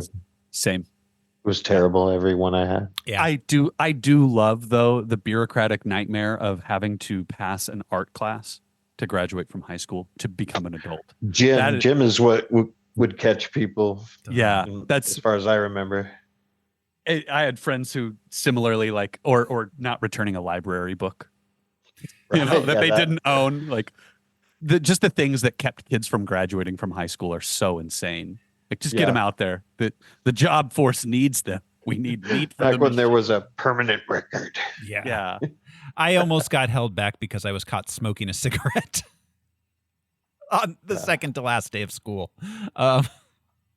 That's crazy. Yeah. Go Mustangs. Well, you learned your lesson. You don't smoke cigarettes anymore, Thora. Yeah, it only took me 20 years to quit.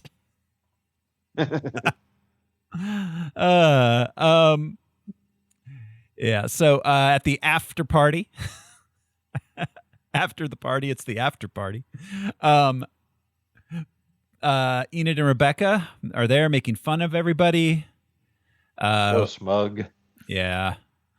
Yeah, so smug. We learned they don't really have any plans for their future other than finding jobs and getting an apartment together.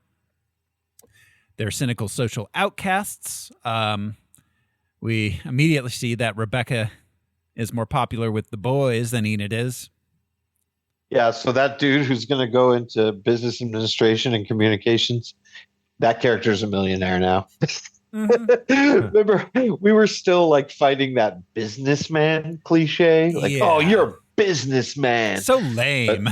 But all the people in this movie talking about business degrees. Yeah. God damn it, they were right. We were wrong. Graduating from high school in the late 90s and getting a business degree was the move. Yeah. For sure. And communications, just that blanket degree of communications. Yeah. Now, yeah, anyway. Well, this movie sits directly in that 90s ironic, like the mainstream sucks, don't sell out. It was kind of it was kind of like the yuppie thing. It felt like looking at yuppies when people talk about yuppies. Mm-hmm. That's like sellouts are just yuppies again. Right. But also that like ironic, like don't like stuff. You shouldn't actually like stuff. Yeah, it's not cool to like things. Which is why they make just as much fun of the girl that's going to acting classes who's enthusiastic as they do about the business guy. Right. There's always just cool. Throughout this movie, there's always so much going on in the background at this party. You see the broken neck girl. They mentioned that she used to be a party girl, but you see her without them commenting on it. One of the jocks like feeding her booze from a flask. Yep. Yeah, that's how the accident happened. This movie handles reality in a cool way because these kids are disillusioned. They're not really paying close attention, but they are also aware of all kinds of shit. But the girl, like, oh, she's sober now, I guess, whatever. But she's clearly not sober. God, I knew so many kids in school that was the reality. Where in most movies you get like they're sober now and they're actually like a positive example, or they'd be the butt of a joke. And we don't get either of those things. It's just reality in the background. I love that about this movie. Yeah. So Enid, I hope he doesn't get AIDS when he date rapes her. Yeah. Yeah. That's just woo. Yeah. That is straight to the vein 90s detached ironic like edginess. It's like James Gunn's tweets. Yeah. We knew those girls. You know what I mean? We knew those bitchy. I knew girls like that in grade school. That were Oh making God, like yeah. that when I was 11. Mm-hmm. Yeah. Yeah, I can name a few pairs, but absolutely. Yeah. I'm so glad that humor is withered on the vine. Yeah. I just mean the whole disdain for everything. Yeah. Like, You're lucky to have me in your orbit attitude. Like I'm cooler than everybody. Right. Literally when I go to sleep, the world doesn't exist. Kind of.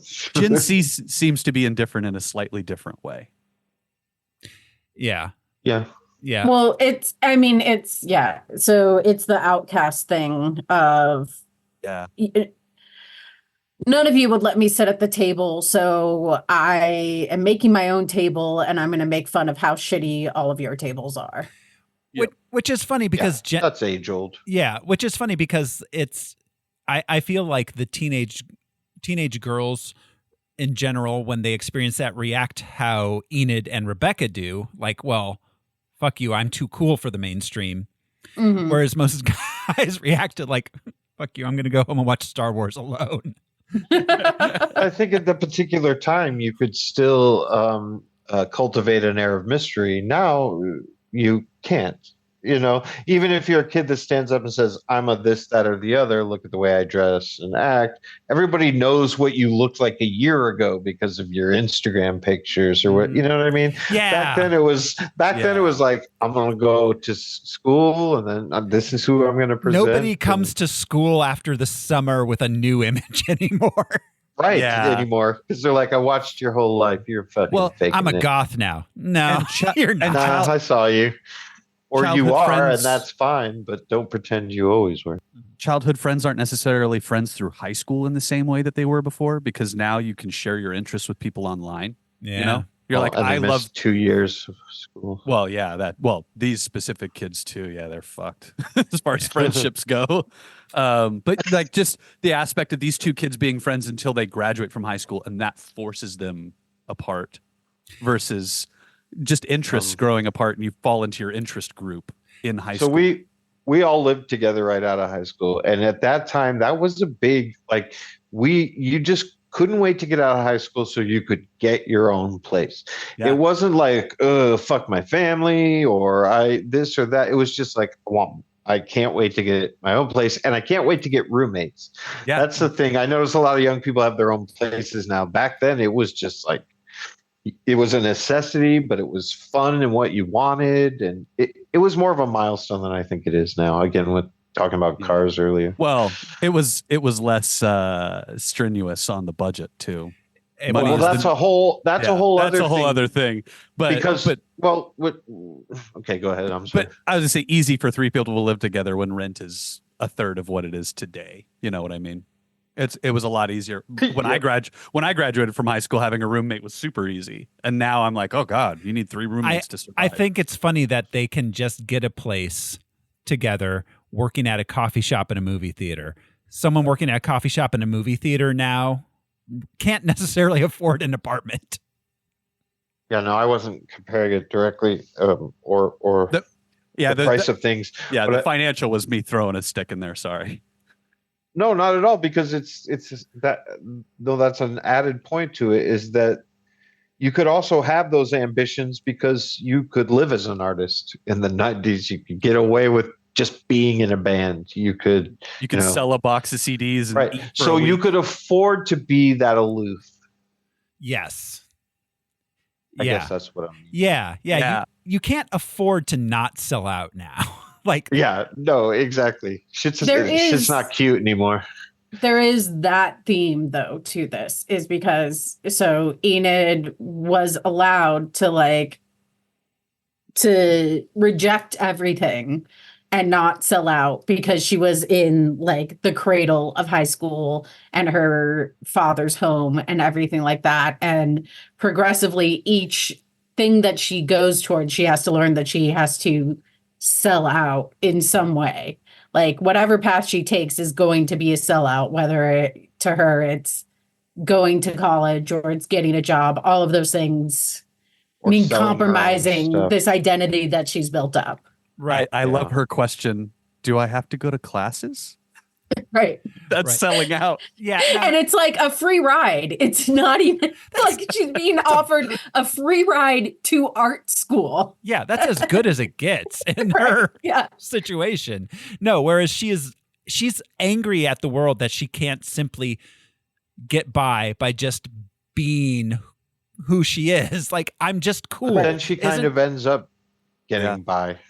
Anyway. For a while, but I mean, like, I think Scarlett or Beck still gets the apartment and furnishes it. Yeah, I mean, it's still. But I mean, she does. She does. But like, ultimately, when she leaves, it's she's gonna have to do something. Like she leaves, and she's that's a sequel or the future. Sure. Yeah.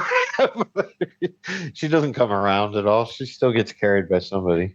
I don't know. I think that's kind of the point of the ending. I think that's what the ending leaves us with. Yeah. Though. Of course it. Yeah. Okay. Yeah.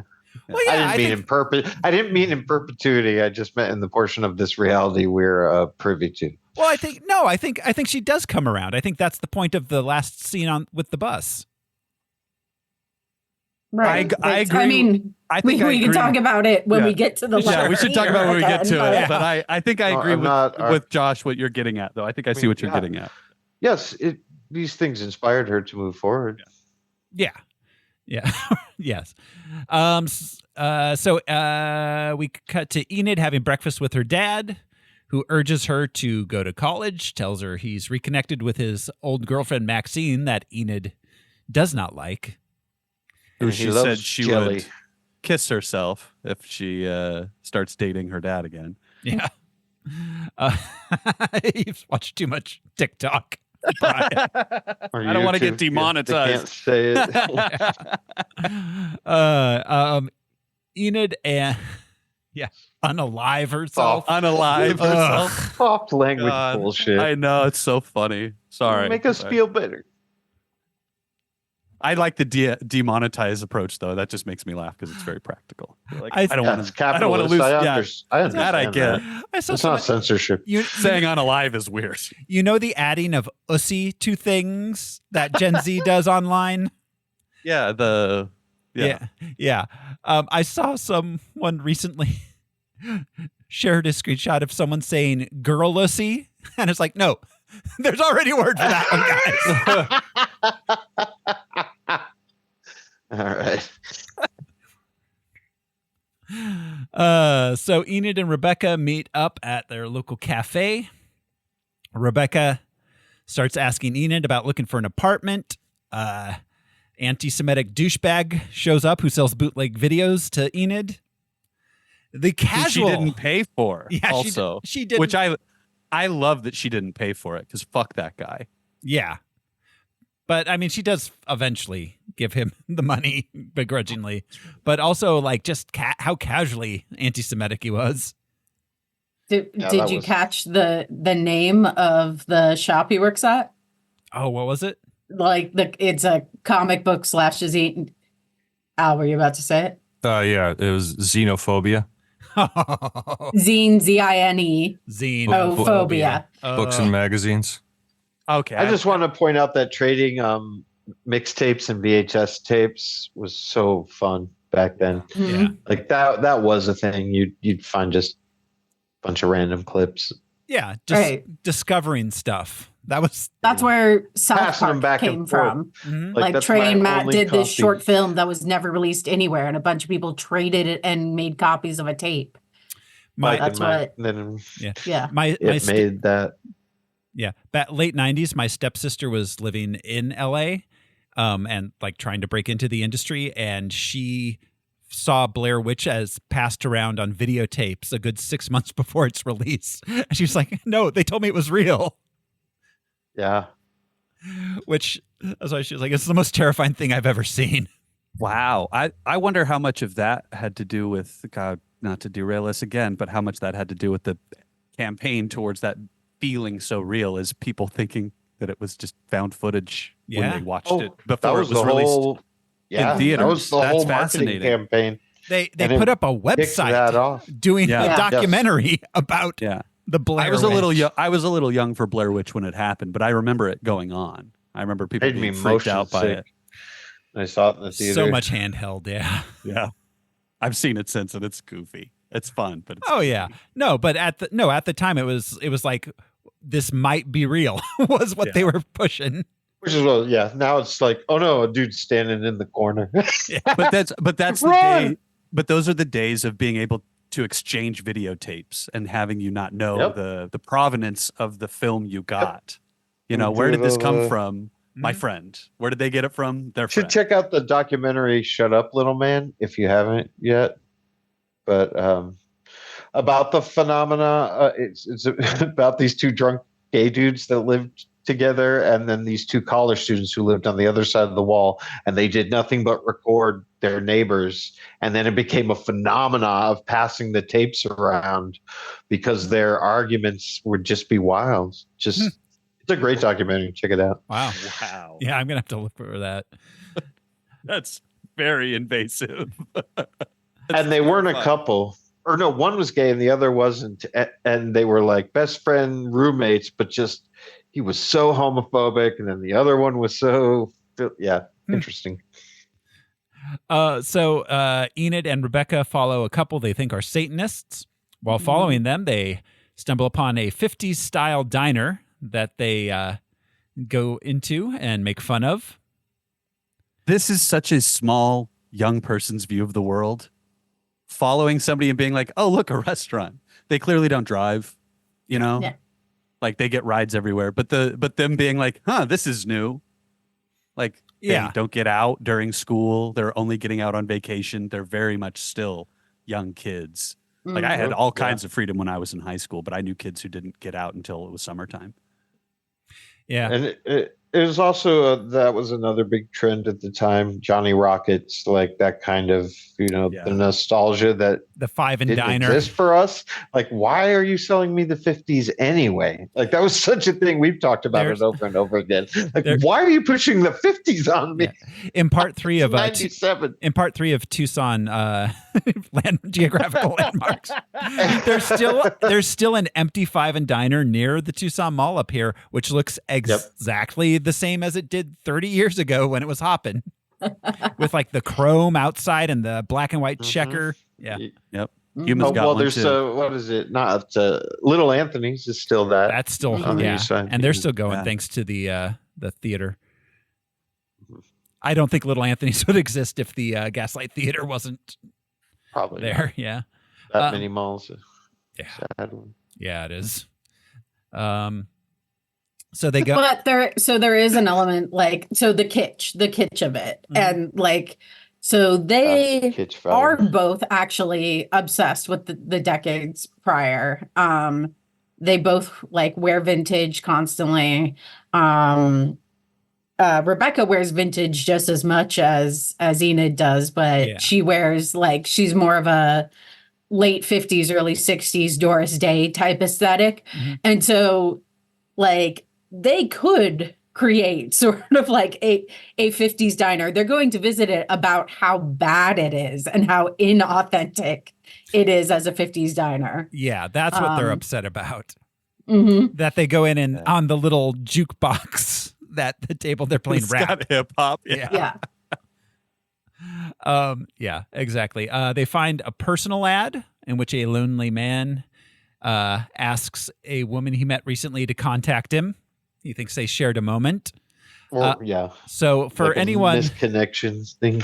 I doubt we have any listeners under like the age of 35, but if we do, I remember the wanted weekly ads in a weekly, the like missed connections. Yeah, you had to take out an ad. I worked at the Tucson Weekly actually in the ad sales department, so I would take those. Yeah, and sometimes they're like X-rated personals. Those were fun phone calls. Yeah, I bet. Do I have to tell you my name? No, not if you can pay the ad. Yeah. So for anyone too young, newspapers used to be the internet as far as. That's how we communicated with each other. Yeah, newspapers and magazines were our internet. And free weeklies, especially, which as a nod, like a meta nod, the free weekly in this movie is called Free Weekly. Yeah. Every town, they still exist. A lot of Portland Week, LA Weekly is where Matt Groening got started. Yeah, the local city alt weekly. Yeah, Henry Rollins still writes for LA Weekly. Yeah, I mean Tucson has a weekly. Yeah, we do. They've all seen better days, but they do still exist. Yep. Austin, Portland, yeah. Milwaukee had one. Yeah. So let's see. That night, Enid makes a prank phone call to the man, pretending to be the woman, inviting him to meet her at the 50s diner. Again, prank calls and this kind of like pranking that's all we had. And buckets over doors. It's amazing how much of our pop culture was because we were bored and there wasn't much else to do. Yeah. Absolutely. How much of this is pre-cell phone? Yeah, all of it. Like there's this, and there wasn't much reality TV, right? And a lot of the things that they like, like Enid's very much just a tourist in other people's lives. You know, she's watching the Satanists and then she's following them. She sees this thing that like, you know, is posted in the weekly and does a prank call. She follows that guy, all of that. And it's just this voyeurism that now has just been commercialized, but like, you know, it's the same as just hate watching 90 Day Fiance or some shit like that. But she was doing the live show. That's what walking around her town was just picking people, making judgments about their lives and following to find more details to make more judgments. Yeah, exactly. Yeah. So the next day, the girls meet up with their friend Josh to get him to drive them to the 50s diner. I want to know who wrote the little ice cream spiel. Like, was it the angry Greek dude who owns the place? Like, along with our favorite flavors, chocolate and vanilla, we have rootin' tootin'. It's like, I don't know. Who wrote that? Penny gallon tangerine. To me, that seemed very 90s in the sense of like you buy a share in like a company and they deliver you the thing. You're like, it's like a membership thing and you have to sell it that specific way. Yeah. Yeah. Like a franchise. Franchising. But like a compartmental franchise within like a personally owned business like Schwann or something. Yeah. It's very, very like, that's a very 90s thing in my brain. Like, I think happens now, but it's shifted into new things. I think it was a many decades thing that has fallen out of favor recently. So Josh does drive them there, though, as we mentioned, he's kind of the only really human person that hangs out with them. He's like, this is terrible. Why are you doing this? So they see, and he also like. We don't know exactly his backstory, but he already has a job and he's probably been there a while because Doug knows him so well. So like he can't afford to be aloof. Yeah. And they use him to drive them around, but you know, he knows shit ain't cute when you're broke. Yeah, absolutely. There they secretly watch the man from the classified ad at the diner and make fun of him. And then they secretly follow him home to his apartment. I'm sorry, I'm gonna make a 30 Rock joke. Liz is yelling at Tracy and she's like, and that time you catfished me, I fell in love with you. You wore a yellow hat to that cafe. Making fun of her. Well, and Josh, we get to see Josh being critical of like, why are you that's a milkshake. Like she's so focused on judging people. Why would he order milk? Like that's a milkshake. It's a vanilla milkshake. You're so jaded that you miss the obvious. Which so you don't know that glass is what things come. So my idea on Josh is that they both at some point they both like Josh. And they made an agreement as friends that neither of them would move on him. Yeah. Because there's the moment where we see Becca kind of gaze at Josh as he's changing out of his uniform or just taking off his little vest. And so we know Becca likes Josh. Then later Enid says that she likes Josh, but she can't do anything because Becca would freak out. So I think there was at some point some agreement of this is the only male that either of us can stand. And so neither of us are going to, and we both like him. So neither of us are going to move on him. That's what I think the deal is there. I think so too. And to speak to that in the comic book, Becca does end up dating Josh, which is another wedge in her and Enid's relationship in this story in the comic book. I have a suspicion. But then also Enid sleeps with Josh or is going to sleep with Josh, like in the comic book. Yeah. So it's I have a sneaky suspicion there was more with Josh that they shot that ended up being cut out, but I don't have any proof of that. Just I liked how they used it. Whatever they did worked really well. You know, because it's the subtle things in this movie that make it interesting. This movie is full of subtle things that just and a credit to, like you'd mentioned, the gaze of when he's taking off the vest. We see a lot of these moments where I was like, wow, Scarlett Johansson's character is exceptionally horny. I was like, she's a teenage girl. Like, right. You know, like that's just she's a teenager. Like, Yeah, that's what happens. Yeah. She and makes she's the with her joke about friend. masturbation. Right. And we're inside that as the viewer. It's kind of it's interesting seeing there's so much that's happening and they're not aware of it. Mm-hmm. You know, because And they're kids. And that's an ongoing theme of just like, I am so fucking horny, but I cannot stand anyone. Like anyone that it is acceptable for me to have a sexual relationship with, I can't listen to them talk for more than 3 minutes. Mm-hmm. Yeah, absolutely. I'm honestly shocked at how willing Dana was to date Seymour, given. Oh, yeah. She's a unicorn. Let's be real. She is. She was very sweet and very understanding of all of his weirdness. Absolutely. Absolutely. Not because like clearly she's attracted to him, which Steve Buscemi, sure. Go get it, girl. But also freaky sex lips. But also he's not exactly making it easy for her socially.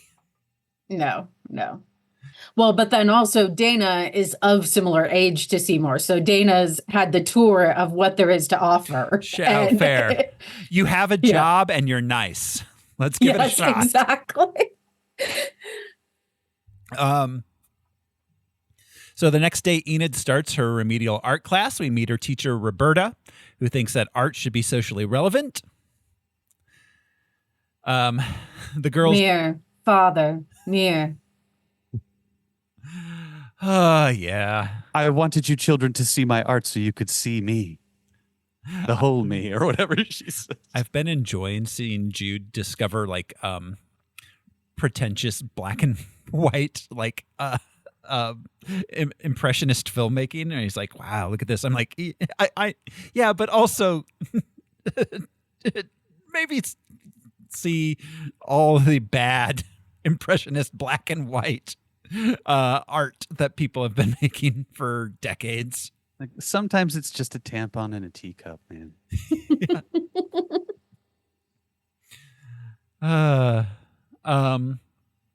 The girls go back to the classified man's apartment where they find him selling vintage records in a garage sale. They learn his name is Seymour. Enid buys an old blues album from him. Mm-hmm. Thor, you may already know because you were looking at the bio, but how old do you guys think Steve Buscemi is in this movie? Anyone the take character a guess? Or the? I'm gonna say 38. 42. No, 30s. No, that's very good. So Steve Buscemi is 43 in this movie, but I only mention it because when I saw this movie as an 18-year-old, I was like, that is an old man. Yes. And then, as I mentioned, I saw it, I rewatched yesterday, and I was like, that's a pretty young, attractive guy. Yeah. I would point out that this movie came out 23 years ago. How old is Seymour supposed to be? Do we know? I think about 40-ish. I mean, yeah, guess. exactly. They never say, but Buscemi himself was 43. Maybe so. mid to late 30s. Yeah, that's where I'd put it. I don't care. I guess based on he's worked at the same place for 19 years. So I would say at least let's assume he started working there, around age 20 or so. So yeah. I'd put him at 39. Yeah. Yeah.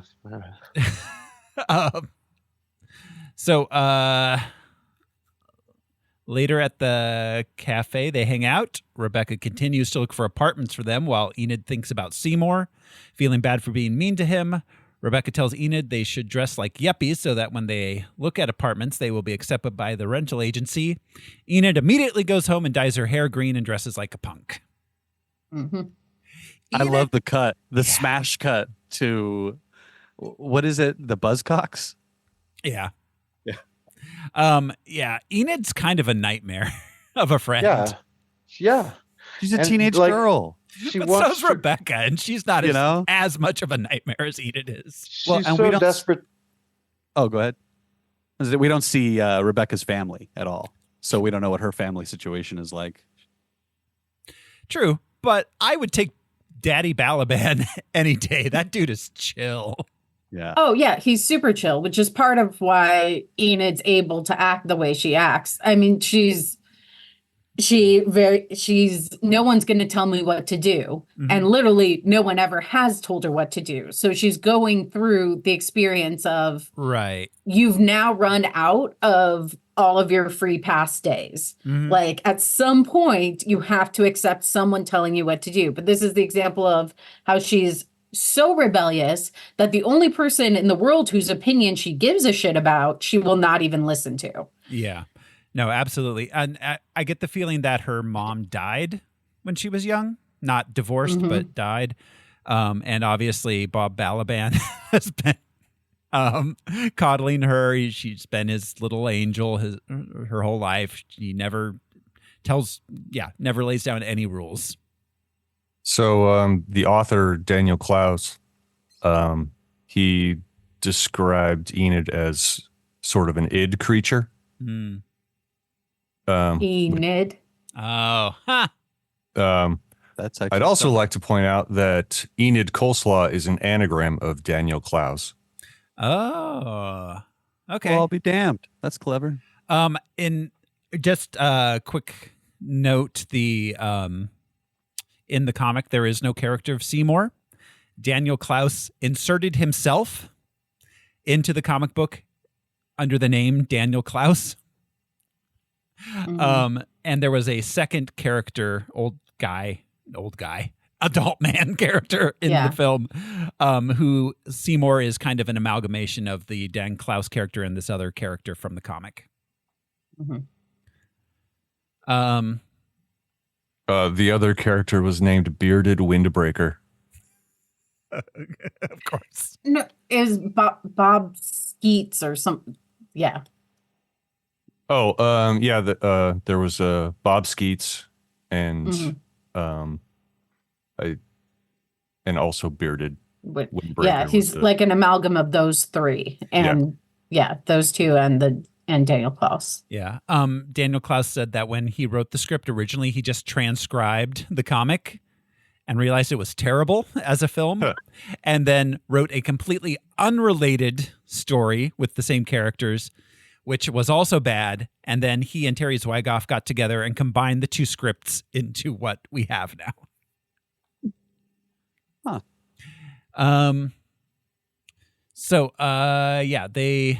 Girls go out. They see an old man waiting at the bus stop. It's an out of commission bus stop. Enid tells the man no bus is going to come. He doesn't believe her. They go to Josh's apartment. He's not home. So they go to the xenophobia store where the anti-Semitic guy works. The guys there make fun of her outfit. So she goes home and dyes her hair black again and listens to the record she bought from Seymour. She goes back to Seymour's weekly garage sale because she liked the song so much. We learn he's an avid collector of old records.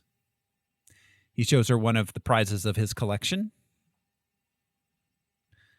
So both Enid and Seymour are nostalgic for a time they didn't live in. Yeah. Like Enid would have been born in the 80s and she's obsessed with the 60s and 70s. Seymour would have been born like early 60s and lived through the 60s and 70s, has no interest in that time period, is obsessed with like the 20s through 40s, which I think is part of that like outcast thing of I don't feel like I fit in anywhere I go. I feel like I would have fit in if I existed in that time, but really you probably wouldn't have. It's just you have comfort in the fact that if you had just been born 20 years earlier, that would have been your niche. Mm-hmm. Yeah, absolutely. Seymour in this, he's Robert Crumb. Yeah. Except, without the perversion type elements of it or art, but you know what I mean? Like, he is an avid historian, not just of music, but of those the subtle racism type imagery, iconography, hidden past. Yeah, absolutely. And Steve Buscemi bears a bit of a resemblance to Robert Crumb too. Yeah. So wears the old timey jazz outfits, wears a fucking boater hat. Yeah, yeah, absolutely. Seymour Enid doesn't recognize it because she likes Seymour and likes his misanthropy. But he's kind of a warning as to what she could one day become. Right. Which is also why she's so invested in seeing him as a likable and attractive person. Because as she says, like, I just don't like the idea of a world where a guy like you can't get a date. And it's part of because he is her future. Yeah, absolutely. So back at art class, her teacher dismisses her art as trivial cartoons while holding up important pieces. My whole life. Like the feminist classmate and her tampon in a teacup. And they're digging each other so much. I just wanted them to have a side scene where they're doing like pottery ghost style. Well, and I love the 90s like feminist in like the overalls and the handkerchief head. The riot girl yeah. look. Well, and an incredibly thoughtful explanation of why this thing is what, and it's just like, okay, because wow, like that kind of artist, their actual art is the bullshit they're talking about. That's not the teacup with the fucking tampon in it. It's the spiel they're going to give you. How do you sell it? Yeah, about my father. Or the wired coat hanger sculpture. Yeah. Well, yeah. Right. And that girl is not dressed like that in the first art class. Then after that, she starts with the handkerchiefs and the camo. And I did not catch that. The first scene with her, Margaret. I, for a brief second, I mistook her for Rebecca. Margaret's the student. Yeah, Margaret's the student that the stereotypical feminist. The favorite of the teacher at first. Yeah. And Enid gets lumped in with the dude that just draws the video game he likes. Yeah, the mutilator. Yeah. All my life I had to hear that common cartoons are pointless and stupid and not art, and yeah. And so, the fact that Enid is failing art class and that she is an artist, she experiences art in her daily life. They were told to bring the inside outside, and she submits a literal visual diary and is like, it's cute. Well, again, from my own experience, it wasn't so much that there wasn't anything for me to learn. I wanted to refine techniques and I wanted to learn things, but so many of them were just like this, where one art teacher has an agenda as to what they think art is, and they're not really interested, like, I'd love to learn how to crosshatch. Well, we're painting mountains this week. It's like, what? Yeah. A lot of that shit. Yeah, well, exactly. She Bob Ross is for. Yeah. Well, yeah, and landscapes are gorgeous, but not everybody wants to. Yeah. Well, like Ileana Douglas says, she's mainly an audio visual medium, performance artist. Performance like and she's a provocateur. That night at the video store, they're bored. Enid tells Rebecca there's a party she could take her to. They end up going to Seymour's house, which is full of middle-aged record collectors. And it's a collector's party. Like, it's not really a party. Like, that's exactly what they're there to do. Trade records. It was because eBay didn't exist yet. That's why they're having that party. That's right. Yeah. It's crazy how much of this movie would have taken place on the internet today. Yeah. The internet does not allow this movie to exist. Charm. Yeah. This movie would have all happened on a phone today. Between two girls. Same when a stranger calls. Like, are you FaceTiming me? The call's coming from right next to you. You're both watching Law and Order, not talking. Yeah, no, when a stranger calls, it would have been like, I don't recognize this number. I'm not picking up. Exactly. Or it says upstairs. Yeah. I'll make Google transcribe it. Rebecca does not drop a pin, serial. Rebecca does not have a good time at the party, but Enid enjoys seeing Seymour's record room, which is full of early 20th century memorabilia. Enid asks Seymour why he isn't dating anyone. He's basically says because he's too dorky. She decides to help him find a girl. She takes Seymour to She abandons Rebecca in a room full of men. Yeah. No, she abandons her friend in a room full of men. That's the thing that happens in this scene. She feels like she's misunderstood. Girl, get your shit together. You abandoned your friend in a room full of men you don't know. Yeah, this movie is in some ways painted like having to deal with like coming of age and your friends having like drifting apart from people you were previously close to. But in actuality, Enid's just an asshole. This movie is just about Enid.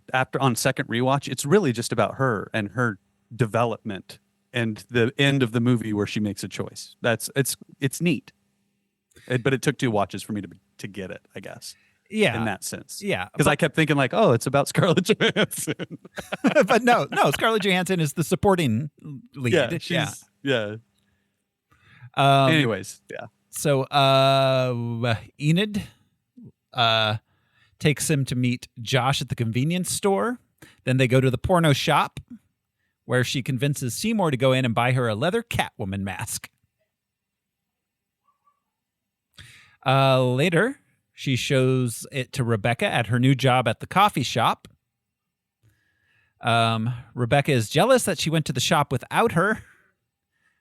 This is really the point where, like, you know, Enid likes the wheelchair guy, whereas Rebecca is like, no, he kind of sucks. Yeah, I had a guy just I used to run the coffee, manager at the coffee plantation on University.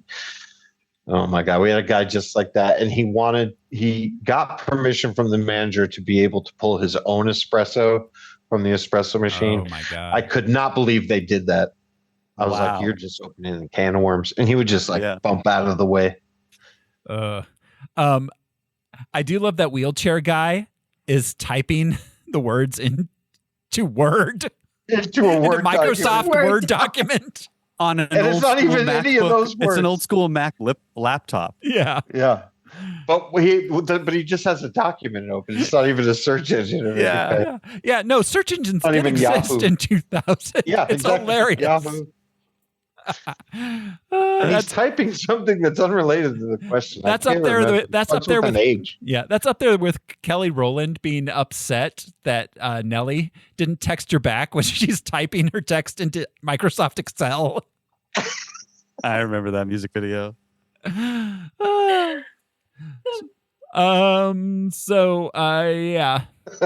Look, all we knew about the net was what Sandra Bullock had taught us. Yes. Oh, and hackers. We did hackers. That's right. Hack the planet. Serial You guys are killer. forgetting Tron too. You got to get on that bike and go through those mazes. Go through the internet. Those tubes. I am become. Yeah. If it weren't for Al Gore, we wouldn't have any of these problems. That's I'm why. opening a document. You're like pulling. Look. Wow. Is that a lion? No, in Community, there's the dean gets a VR setup, but it's all just in order to do like office suite things. So he has to climb up a cliff and like pull a sword from a stone to like open up a Word document. Yes. Yeah. What? Because it was designed in the 90s. VR. If you watch Johnny Mnemonic, that's literally what they do. That's what it is. Yeah. I appreciate Johnny Pneumatic. Where It's all about drills. Yeah. So Rebecca keeps asking Enid when she's going to get a job so they can get an apartment together. Enid goes home and finds her dad there with his old flame Maxine. Enid's not happy about that. He's constantly eating or whipping up food. He's just that dad. Yeah, 100%. I love how he's looking for a spatula in her room. Yeah, I love how much he loved his bagel in the first scene we see him. Oh, so much jelly. And but he's like, this is so good. And it's just acting movement, but he puts so much jelly out there, and then he takes the side he put jelly on and puts some of that jelly on the other side, but then reveals it's a sandwich. Oh. You don't have to spread it on both sides and then take some off of one. I don't know why it stuck with me, sorry.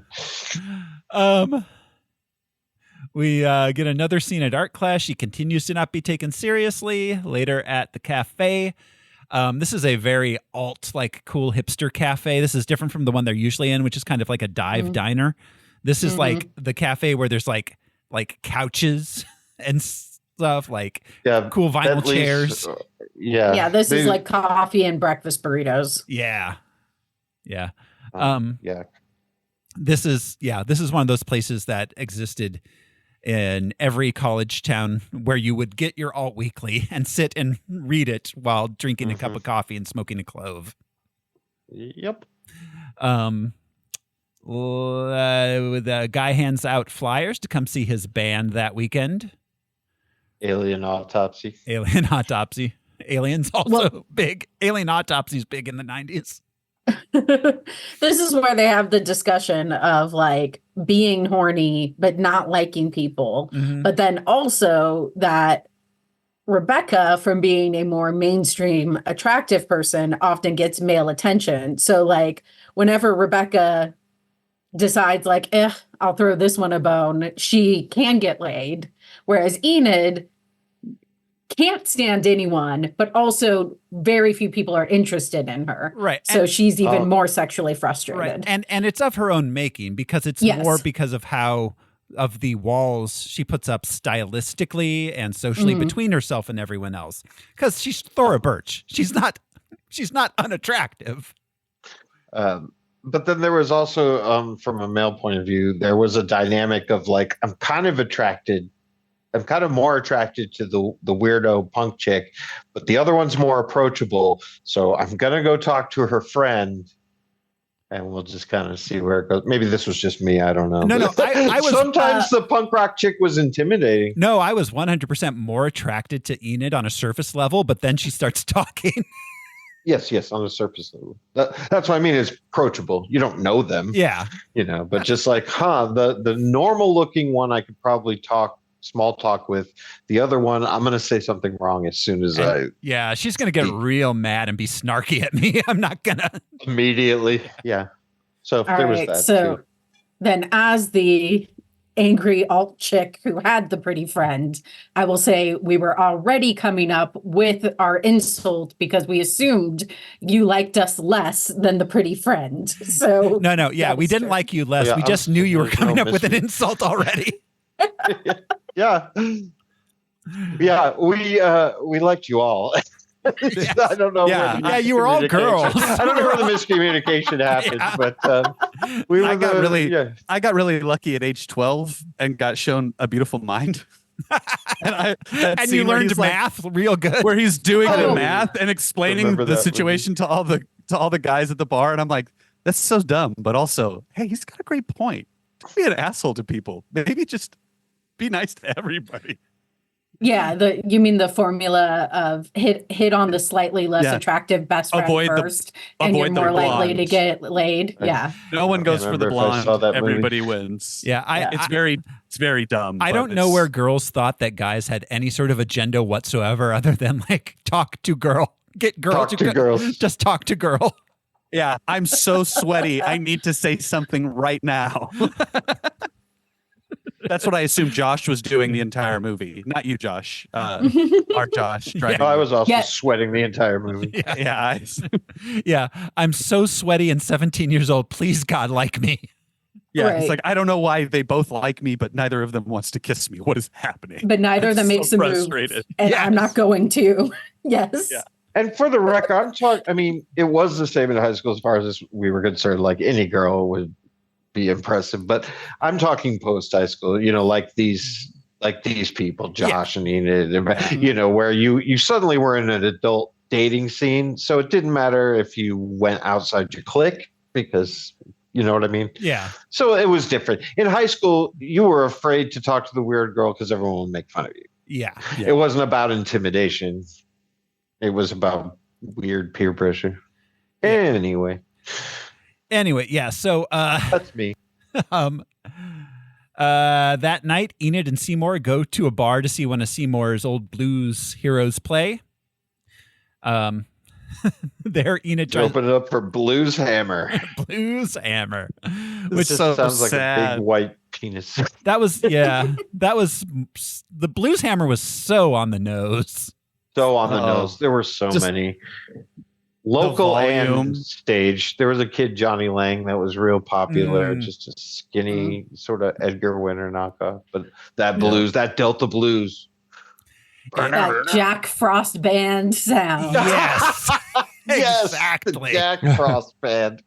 Yeah. I blame Eric Clapton and Pete Townsend for making these guys think they're allowed to play the blues.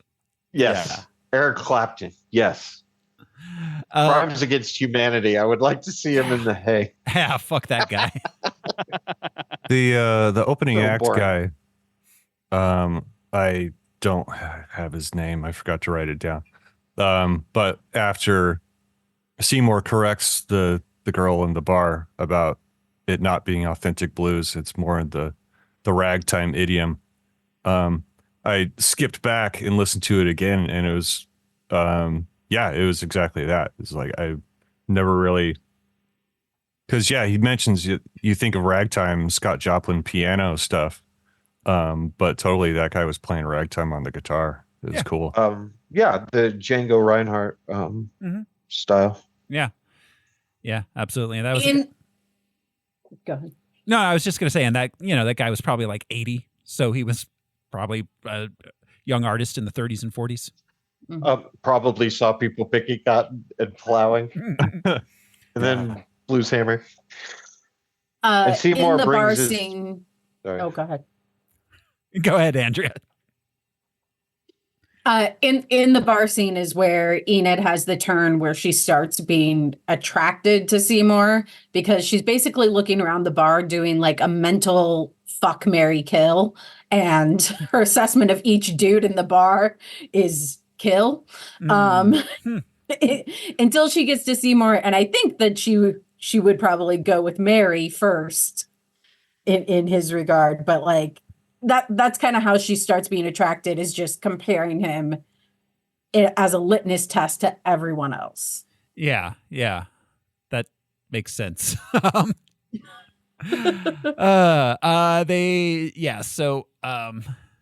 They go back to Seymour's place. In his record room, Enid finds an old poster depicting a grotesque caricature of a black man who was once used as a promotional tool by what's now known as Cook's Chicken. It used to be named differently. I think it's really interesting that we get the show before we get this, because we see that he has like an appreciation for the art. So if you're paying attention, you can tell that like he's clearly not racist. And she asks him, are you part of the KKK? Yeah. Are No, you I don't even think it's the aesthetic of it. Maybe it is because he likes that old timey thing. But again, it's like that Robert Crumb thing, and Seymour even says so. It's like we just hide it better now. Yeah, like he's more interested in the social pop cultural commentary. Well, he's serving like a living memory purpose. He's in his mind, he's serving a societal purpose by harboring this thing, keeping it from being hidden. Well, but safe. And it's interesting here as a character note that he says he was much more interested in that kind of stuff when he was a teenager. Mm-hmm. Yeah. When you're a punk rocker, when you're uncovering. Society's society's hypocrisy. Like you want to stick it to the system before you are part of the system. Mm-hmm. Right. Yeah. But But the previous scene of the 20-something white dude singing about picking cotton with zero sense of irony kind of proves Seymour's point. Yes. Yeah. It 100% proves his point. Yeah. Absolutely. Yeah. Well, and it's funny because in the late 90s, we thought we were living in a post-racial society. We were very wrong.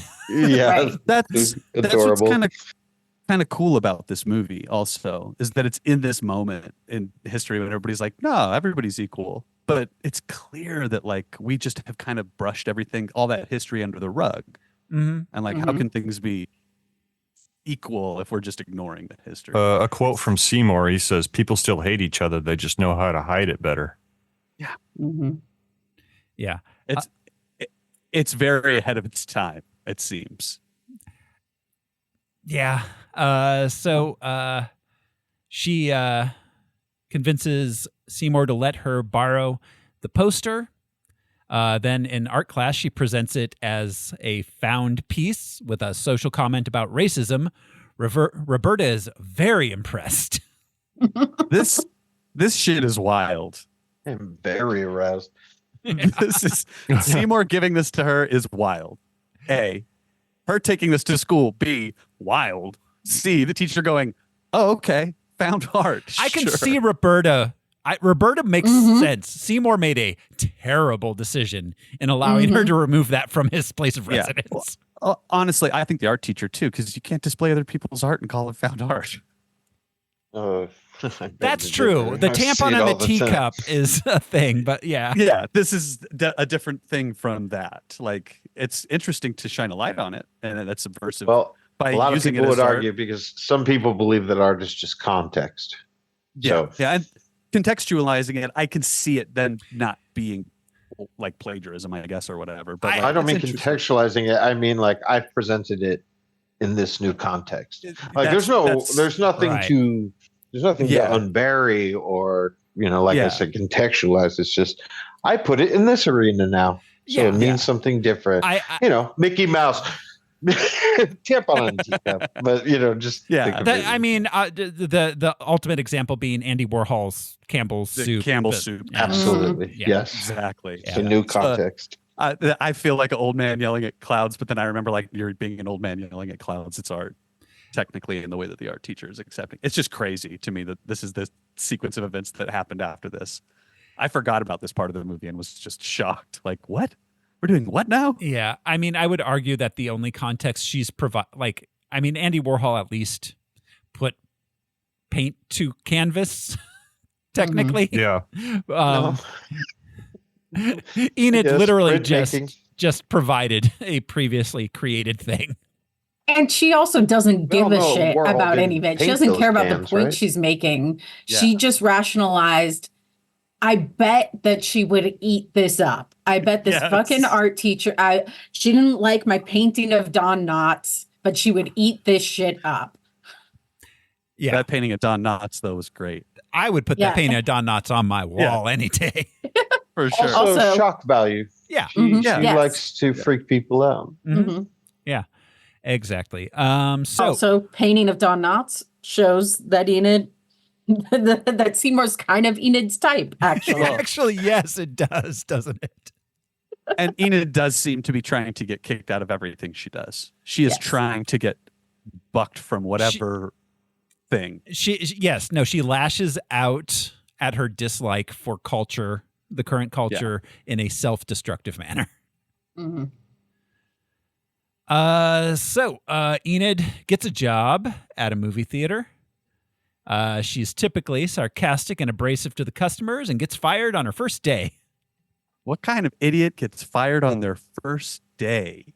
I mean, I've gotten fired on my first day before. Yeah, I've just Have you walked really? out. Yeah, I have. 39-cent job was hamburger this? stand.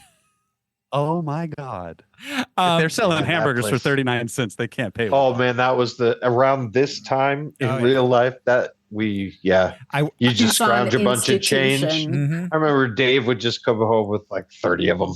Yeah. Just drop them on the table. Well, here's the thing. I worked there for one day. It was in the 90s. I can't remember when exactly, but sometime mid to late 90s. Worked there for one day. I was the only male. I was the only native English speaker. It was Hispanic women. And they just kept yelling Spanish things at me. And I was like, I don't know what's happening. They didn't train me. They just put me on the front desk because they needed someone to speak English to the customers. I think. Why? I don't know for sure. And I just stand there. I'd like ring up things on the register. And they'd yell things at me. And I'm like, I don't know what's happening. And at the end of the shift, the manager, who was an Hispanic lady who barely spoke English, was like, "You don't come back."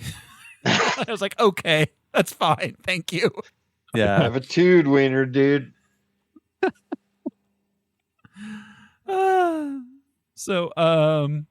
Yeah. Enid gets fired. She goes and tells Rebecca. Rebecca is not happy about this. She's clearly starting to get annoyed that Enid isn't taking her seriously about living together. Enid decides to get money by having a yard sale. I love that, like, 18-year-old idea. Like, well, if I get some money right now, then I'll have money, and that'll be the end of it. Yeah, I have money. I won't have to continue getting money. Yeah, what is it, 30, 40 bucks? I mean, I could sell a couple of records and a cassette or two. She ultimately decides she can't part with any of her belongings due to the sentimental value. Rebecca wants to hang out. Well, which is the same thing that the dude does at the first garage sale. Like, you wouldn't appreciate this, so it's not for sale. Yeah. Well, okay, so she says, I lost my virginity in that. That's why it's so expensive. I think that's a lie. Oh, yeah. Absolutely, it's a lie. Sure. Because later... I don't think she's lost her virginity.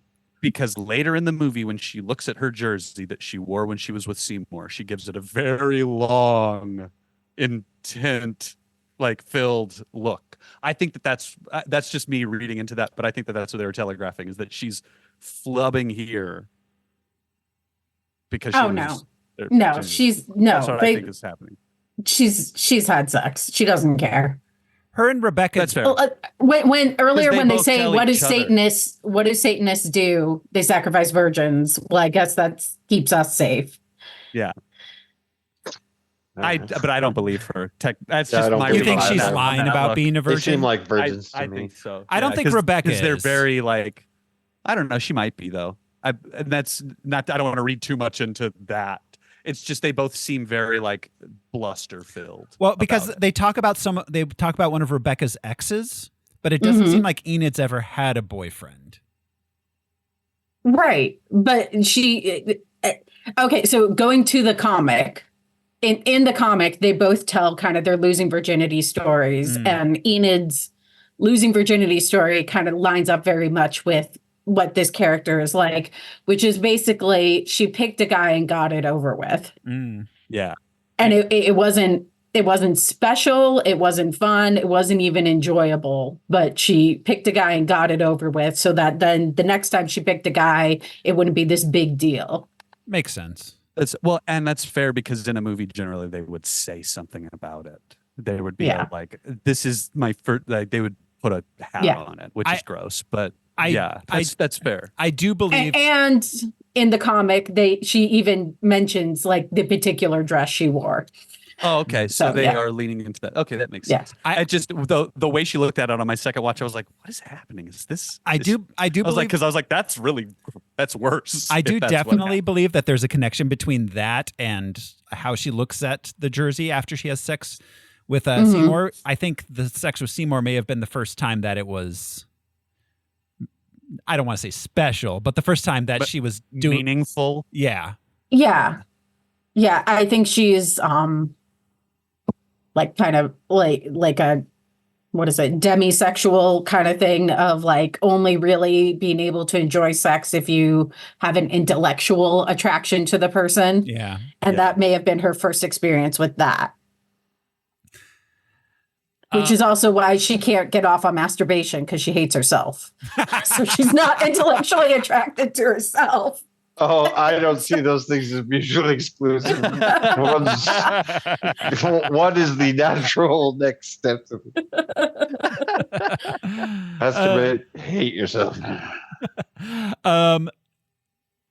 So Rebecca wants to hang out with Enid that night, but Enid instead goes to Seymour's house as it's his birthday, and she gives him was that a ho-ho or a ding-dong? Which one? What's the cupcake called? That was a hostess cupcake. It's a hostess cupcake, not a...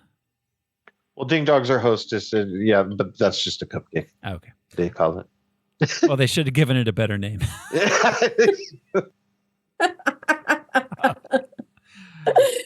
That night... Yeah, sorry. I was going to make Twinkie jokes, but let's move on. That night, Seymour receives a phone call from Dana, the actual recipient of his personal ad.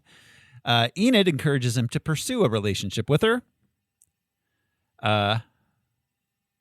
Rebecca and Enid go to, I think, Bed Bath & Beyond, maybe World Market, and begin shopping for stuff for the apartment. Rebecca... She has an IKEA box in her apartment later, and I just saw the logo because I was like, oh, yeah, I guess that was a... Yeah. Yeah, they talk about IKEA and Fight Club, which was 2 years before this. But yeah, even this is a betrayal as far as Enid is considered. The fact that she likes the cups in the mainstream store is Becca pulling away from her. Yeah, she's not like getting retro, kitschy, ironic cups from a thrift store. Rebecca is being extraordinarily patient with Enid's lack of motivation. Rebecca wants to go out that night and watch the show, Alien Autopsy. Enid wants to hang out at home because she wants to wait and see how Seymour's date went. Appointment phone calls. Yes. Yeah, something that... Her priorities are so weird, too. I mean, because Alien Autopsy, let's be real, is probably not going to be a great band. No, of course cool not. Name, terrible band. That's usually how it happens. Becca's trying to hang out with people their age. Yeah, and she's just trying to go out and hang out and have a good time. Yeah, whereas Enid wants to continue just being the two of them being mean to everybody while simultaneously blocking out Rebecca to hang out with Seymour. So like she like again, just a nightmare of a friend. She wants you to be available for her at all times while not being available to Rebecca when Rebecca needs her. Which goes beyond the irony and is just a bad friend. Yeah, just dickish behavior. Yeah. Seymour has his date with Dana. She tries to get him to dance with ice cream, which made me very nervous for like a solid 15 seconds. Like, just put it down first. Put it down. Yeah. Why did this feel like a torture video? I was so uncomfortable. Because we didn't have a word for I was nervous expecting his back to go out. Oh, I didn't even think of that. Yeah.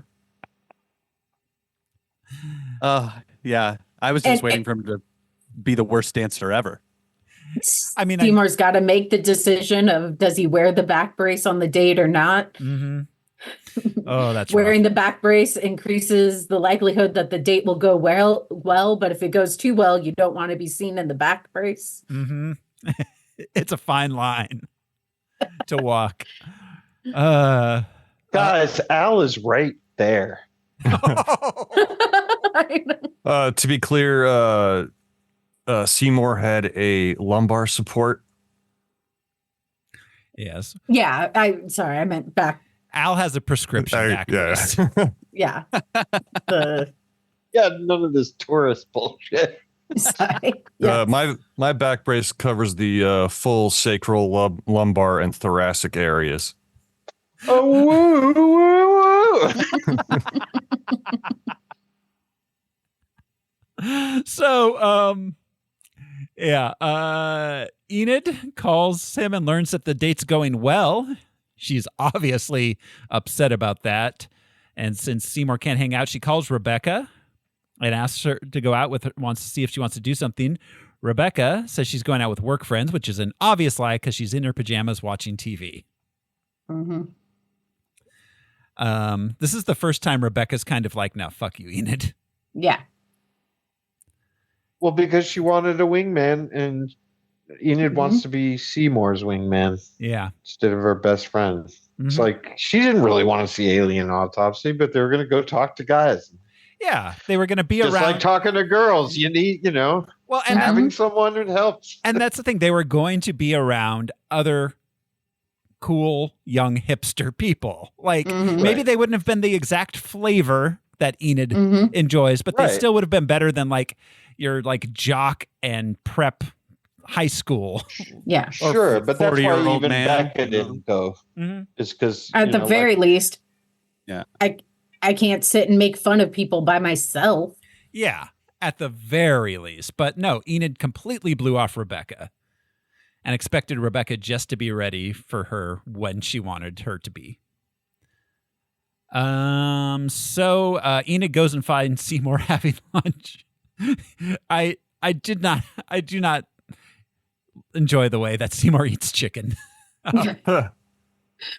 With his sneaky sex lips. Yeah, those sexy Buscemi lips. No, there's sneaky sex lips. Is that what you said? That's a bad name right there. Sneaky sex lips. It's from Deadpool. It's what he says to the creepy orderly. Oh, yeah, like, I remember that. I thought it was you. I was like, yes. There's like a 3 seconds of a blank screen and just the sound effect of eating chicken. Yeah, no, Terry Zwigoff told Steve Buscemi, eat this chicken as sexily as possible. Just showing everybody likes chicken. Like, you got it, boss. Yeah. Should I think about racism? No, just think about chicken. So he's not too happy about her showing up because Dana's going to be coming by, and he definitely doesn't want to have to explain to Dana why he's hanging out with an 18-year-old girl. Mm-hmm. Oh, that's going to go really well. Mm-hmm. Let's if return to the tape. If there's one thing that like women in their 30s who you're just beginning to date want to see, it's the man they're dating randomly hanging out with teenage girls. Yeah. And I remember from seeing this originally being in an Enid perspective kind of way, thinking that Dana was really lame of like being like, men and women can't have platonic relationships or whatever and being weird and possessive. No, I totally get it. Why the fuck are you hanging out with this attractive teenager? Yeah. Why do you have an 18-year-old friend? No. What is wrong with you? You work Shut for it a down. chicken company. You shouldn't be talking to teenagers. No, even no one more virtuous than the Colonel. or Popeye. Popeye. He's a sailor. Chicken or yard birds. No, even better. I just found out when researching this movie that he's named after that chain is named after Popeye Doyle, Gene Hackman from The French Connection. Wow, really? Yes. It had because I was researching about fast food chains that used to have different names, seeing if any of them were racist. And this Popeye used to be called, I don't know, like Dave's Chicken or something, and they renamed it after Popeye Doyle because he loved that movie so much.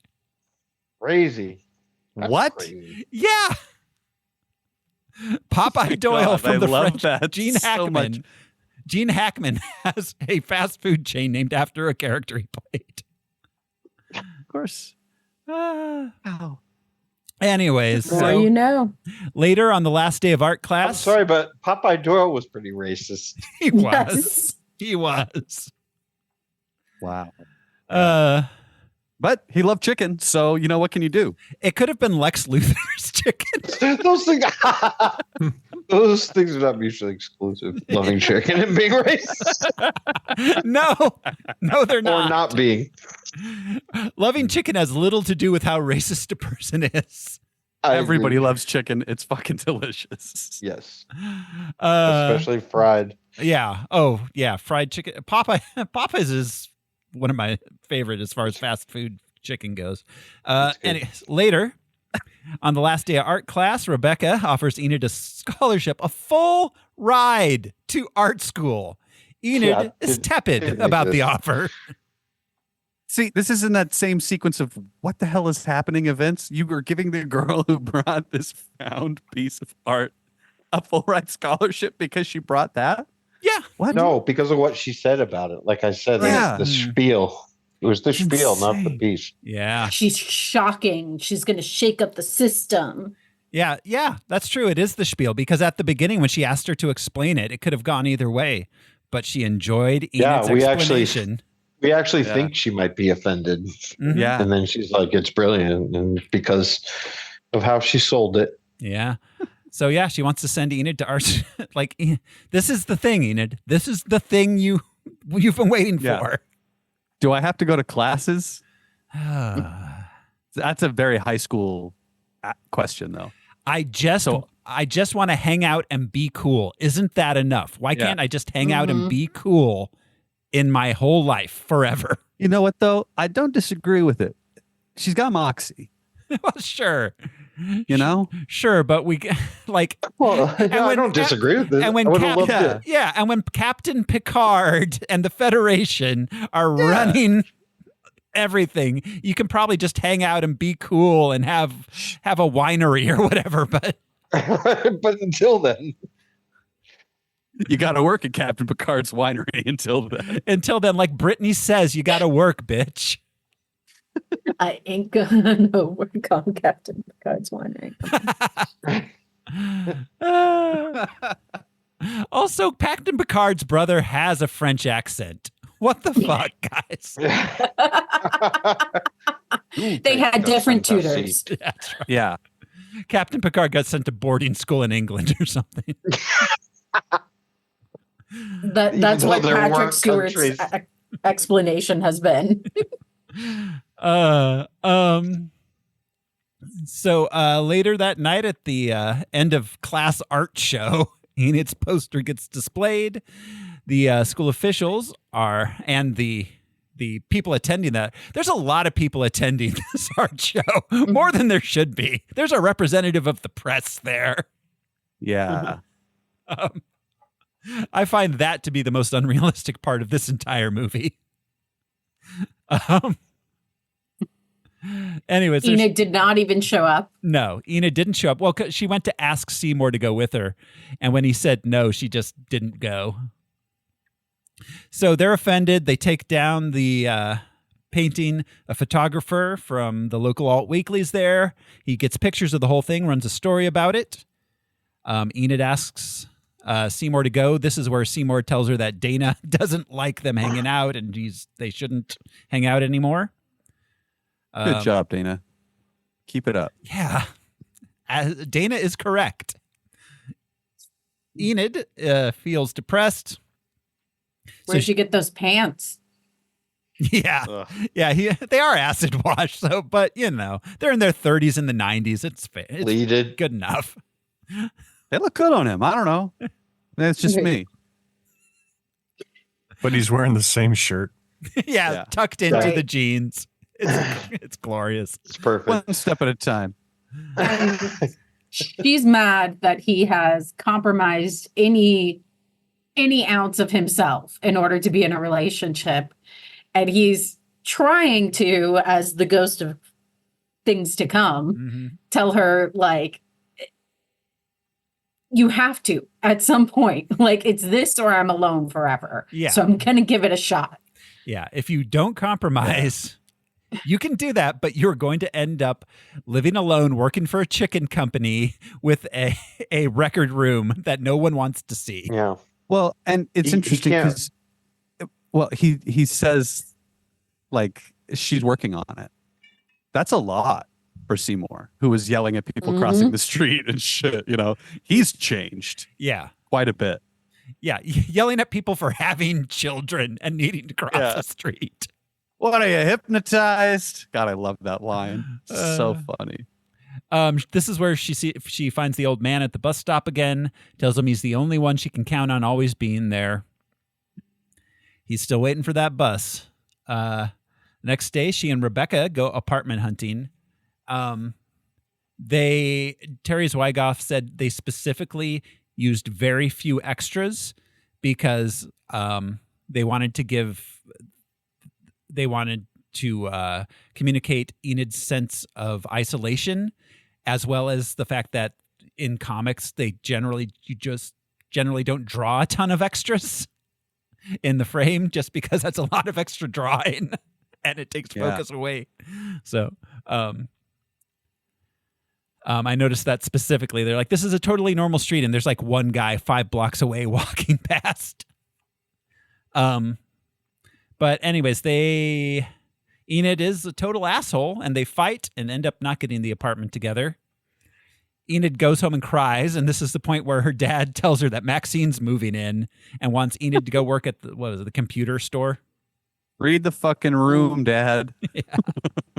Computer Station, it was called. Computer Station. He says usually they want 2 years. Is this a computer store or like an IT company in some way? It's probably a retail store. Yeah. It's the 90s. Yeah. That reminds me, I wanted to, where was it? The coffee shop was called the Coffee Experience. Oh, okay. Just, I don't know, one of the bland corporate titles in this movie. Yeah. The Coffee But Experience, she's Computer Station. She's wearing a green apron, very Starbucksy. Yeah. Masterpiece Video. Yeah. Enid goes back to ask Roberta if she can still have the scholarship.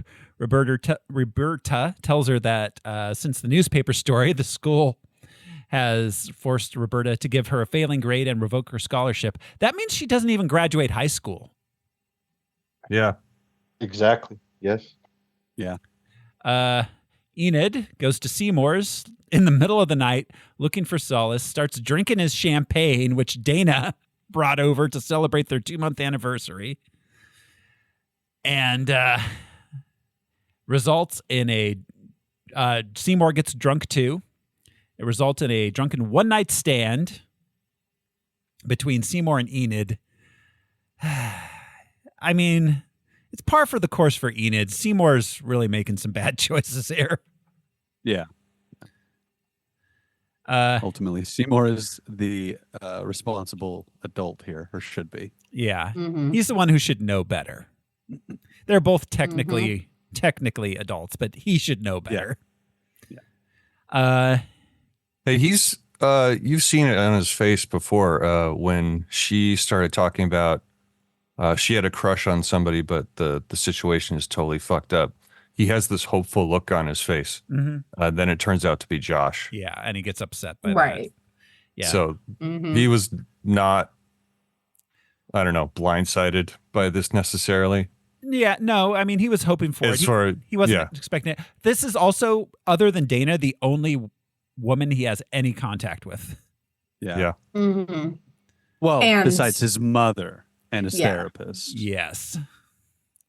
Let's be And real. that he feels like which is the excuse that a lot of older men use when they sleep with young ladies, but he feels that she gets him and understands him in a way that women his own age don't. But the reason that the young girl does is because women his own age have realized that those guys are full of shit and like that there isn't something to get. You're immature assholes. Yeah. Yeah. So he wakes up the next morning. He thinks they're going to start dating, clearly, when they're about to go to sleep. She has deer in the headlights, sobering, like, oh, fuck, look on her face as they're going to sleep. He wakes up the next morning. She's gone.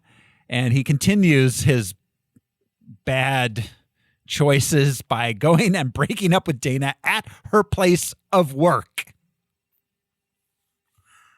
And Oh, my God. She is a professional woman. Yeah. She is in a business suit. Yes. She is an adult with an adult job. And She her does not sell coworker, chicken. the other realtor, looks like Gordon Gecko from Wall Street. Yeah, you know, the he same does. suspenders and different color. Yeah. Yeah. Well, and he's so kind to Buscemi. To what's his name? Seymour. Seymour. Suddenly Oy Seymour. vey. Suddenly Seymour. Also, just another Enid is an asshole. That night she spends there, she gives him no forewarning of what happened with the poster that from his work that he let her borrow. Yeah. Yeah. Yeah, she does. She does not tell him. It's unclear if she knew before she talked to Roberta, because she didn't seem shocked about what happened, but also. But she goes to Seymour's after Roberta explained what happened. Yeah. She didn't ask about what happened. She knew there was an incident, but Roberta doesn't even directly tell her what happened. Oh, maybe. Yeah, just the way that Enid reacted to Roberta telling her that, it gave me the feeling like there may have been something that, like a scene they cut about her finding out what happened or something. I don't know.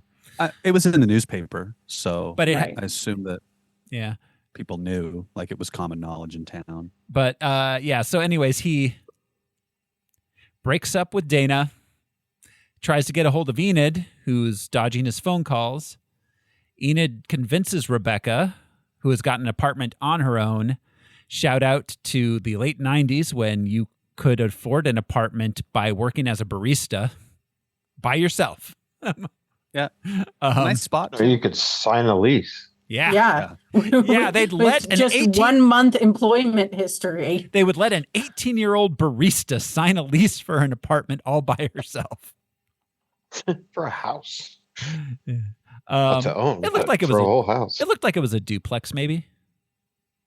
Oh, and this, yeah. Oh, but for a whole house, you're saying in general, yeah. Oh, yeah, absolutely. Yeah. There were no rules. There weren't. No, we had the one house that Al found and rented, he and Rob. Then there was the one next door where you and Dave lived, right? And then there was the back house with Josh. We had a whole corner, and then on the east side was was a chop shop or something in the abandoned Sahara Motel across the street. That was wild. Yeah, the abandoned Sahara Hotel, which is now, I believe, like student oriented, like luxury apartments or something. Yes. Yeah. Yeah. Yeah. Yeah. They've gentrified the fuck out of downtown and the university area. So on part 4 of Tucson Geographical Landmarks. More than any other episode, and there's no tie to it in this movie. Wow. Come and knock up. So, Enid convinces Rebecca that they should still live together. Seymour gets fired after his job finds out about the newspaper story on the poster. Enid and Rebecca begin moving into their new apartment. Enid tells Rebecca she's going to move all her stuff in the next day by noon. Enid goes home to pack, but the next day she doesn't show up at the new apartment. Seymour goes there to try to contact Enid, only for Rebecca to tell him about Enid's prank phone call and how they mocked him at the diner, showing him Enid's sketchbook about it. I love this. This is one of those misunderstandings in a movie that just is great. Mm-hmm. It shows so much that her friend doesn't show her past the pages that they were both teasing him. You know, Seymour also doesn't, he's not curious enough to look past it, and it sets her up to show him herself. Yeah, but I mean, I'm wondering, even if he looked past, like, I still finding that out, I'd be pretty pissed off. Oh yeah, absolutely. Yeah, it doesn't matter that she eventually came around. Yeah, she started from a really shitty, vicious place. Shitty place, yeah. Seymour is upset. He goes to the convenience store where Josh works, as she told him that she had a crush on Josh, so he thinks Josh is somehow involved or to blame. Oh, and also Josh was there. She drew Josh as being there. Right. Yeah. She took him to see Josh also. Yeah. And then they just left. Mm-hmm. So he's seen Josh before too. It's such a Seymour weird... doesn't know he was the only person that stuck up for him. Yeah, exactly. Yeah. So then Seymour starts trying to knock things over. There's one of those big freestanding pegboard things from the 90s. We had those in the pet store. Those weighed like 1,000 pounds. Seymour never had a chance of knocking that thing over. And they're He all was dedicated, though. Yeah. Again, I thought his back was going to go out. Yeah, there was that. Al is very back focused with good reason. Oh yeah, ever since the start of the movie with the girl in the halo, I was like, I feel for these characters. Oh wow! I'm sorry. This movie really hit home. Yeah. So yeah, Doug intervenes with Seymour trashing the place, and they get in a fight.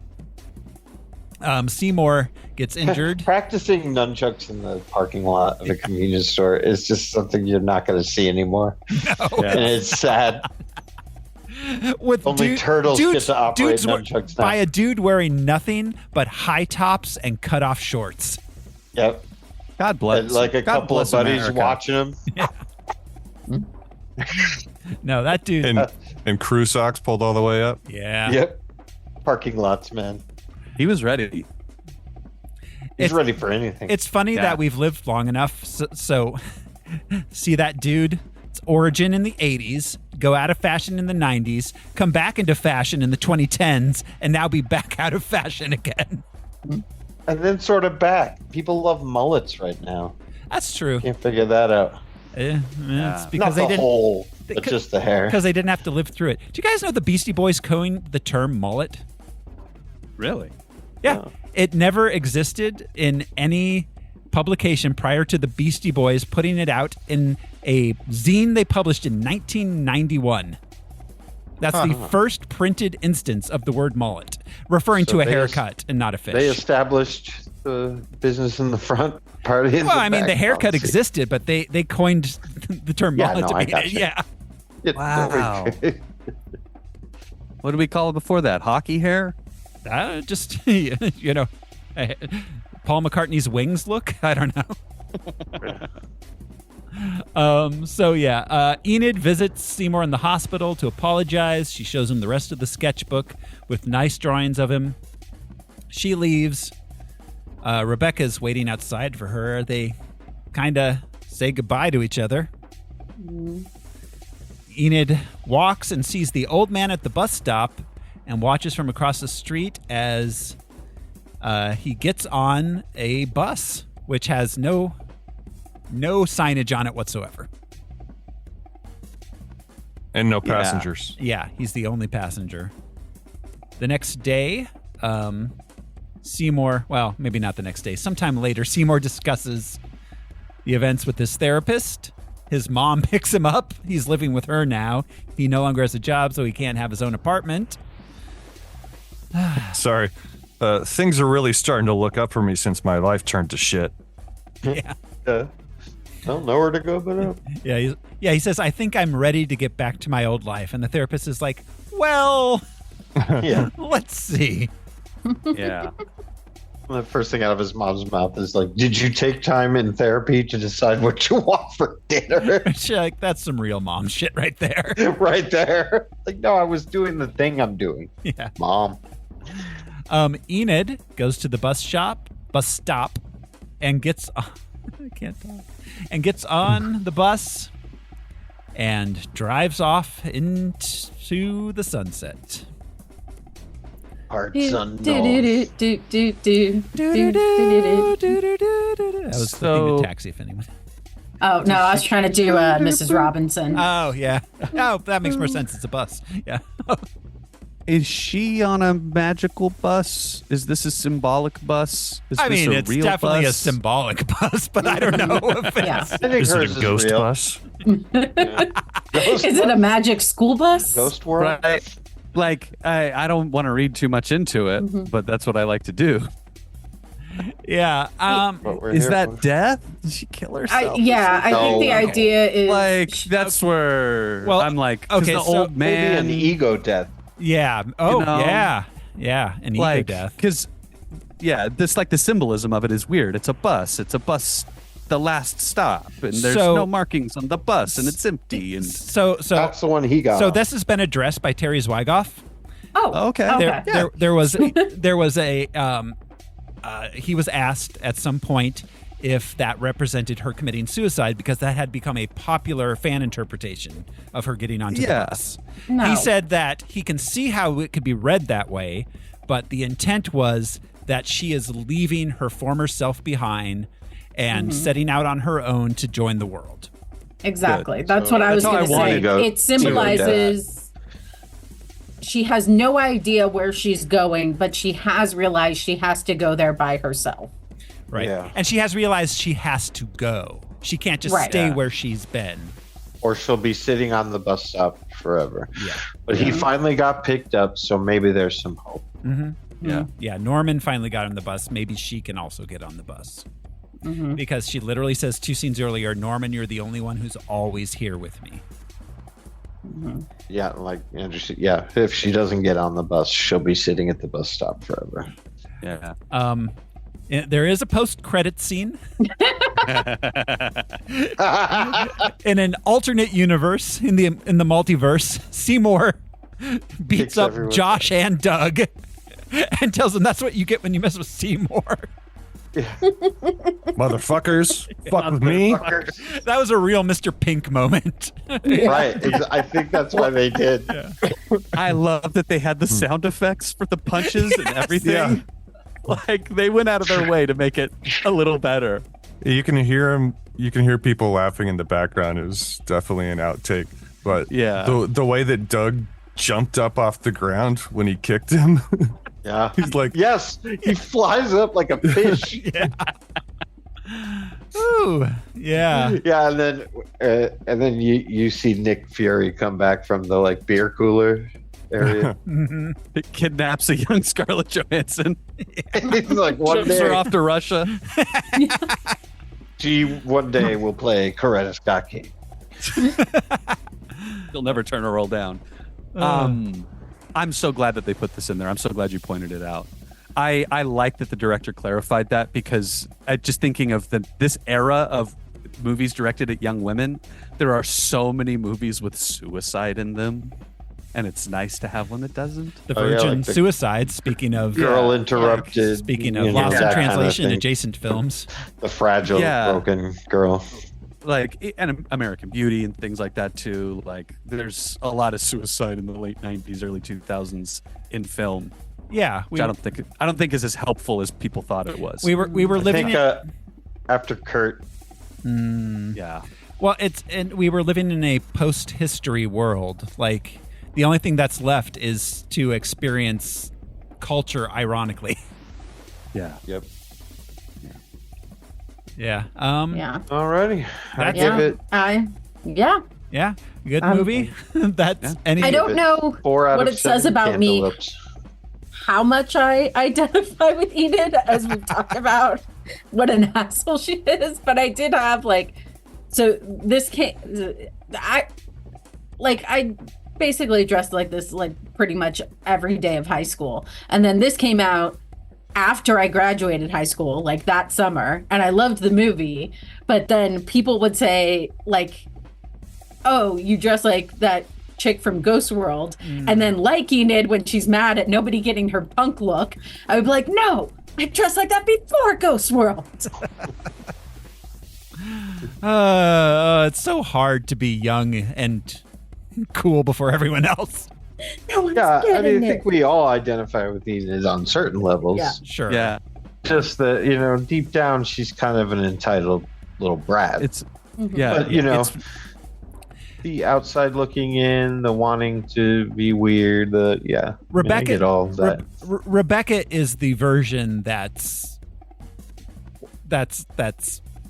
a real person. Enid is the version that's all id. yeah. Well, and exactly. Well, It's- I mean, and this is an interesting coming of age story because it's really it's me, I'm the problem coming of age story. Instead of overcoming something, it's like overcoming myself and I'm an asshole. Instead of I have this debilitating thing that's stopping me from doing something. It's like, no, it's your attitude.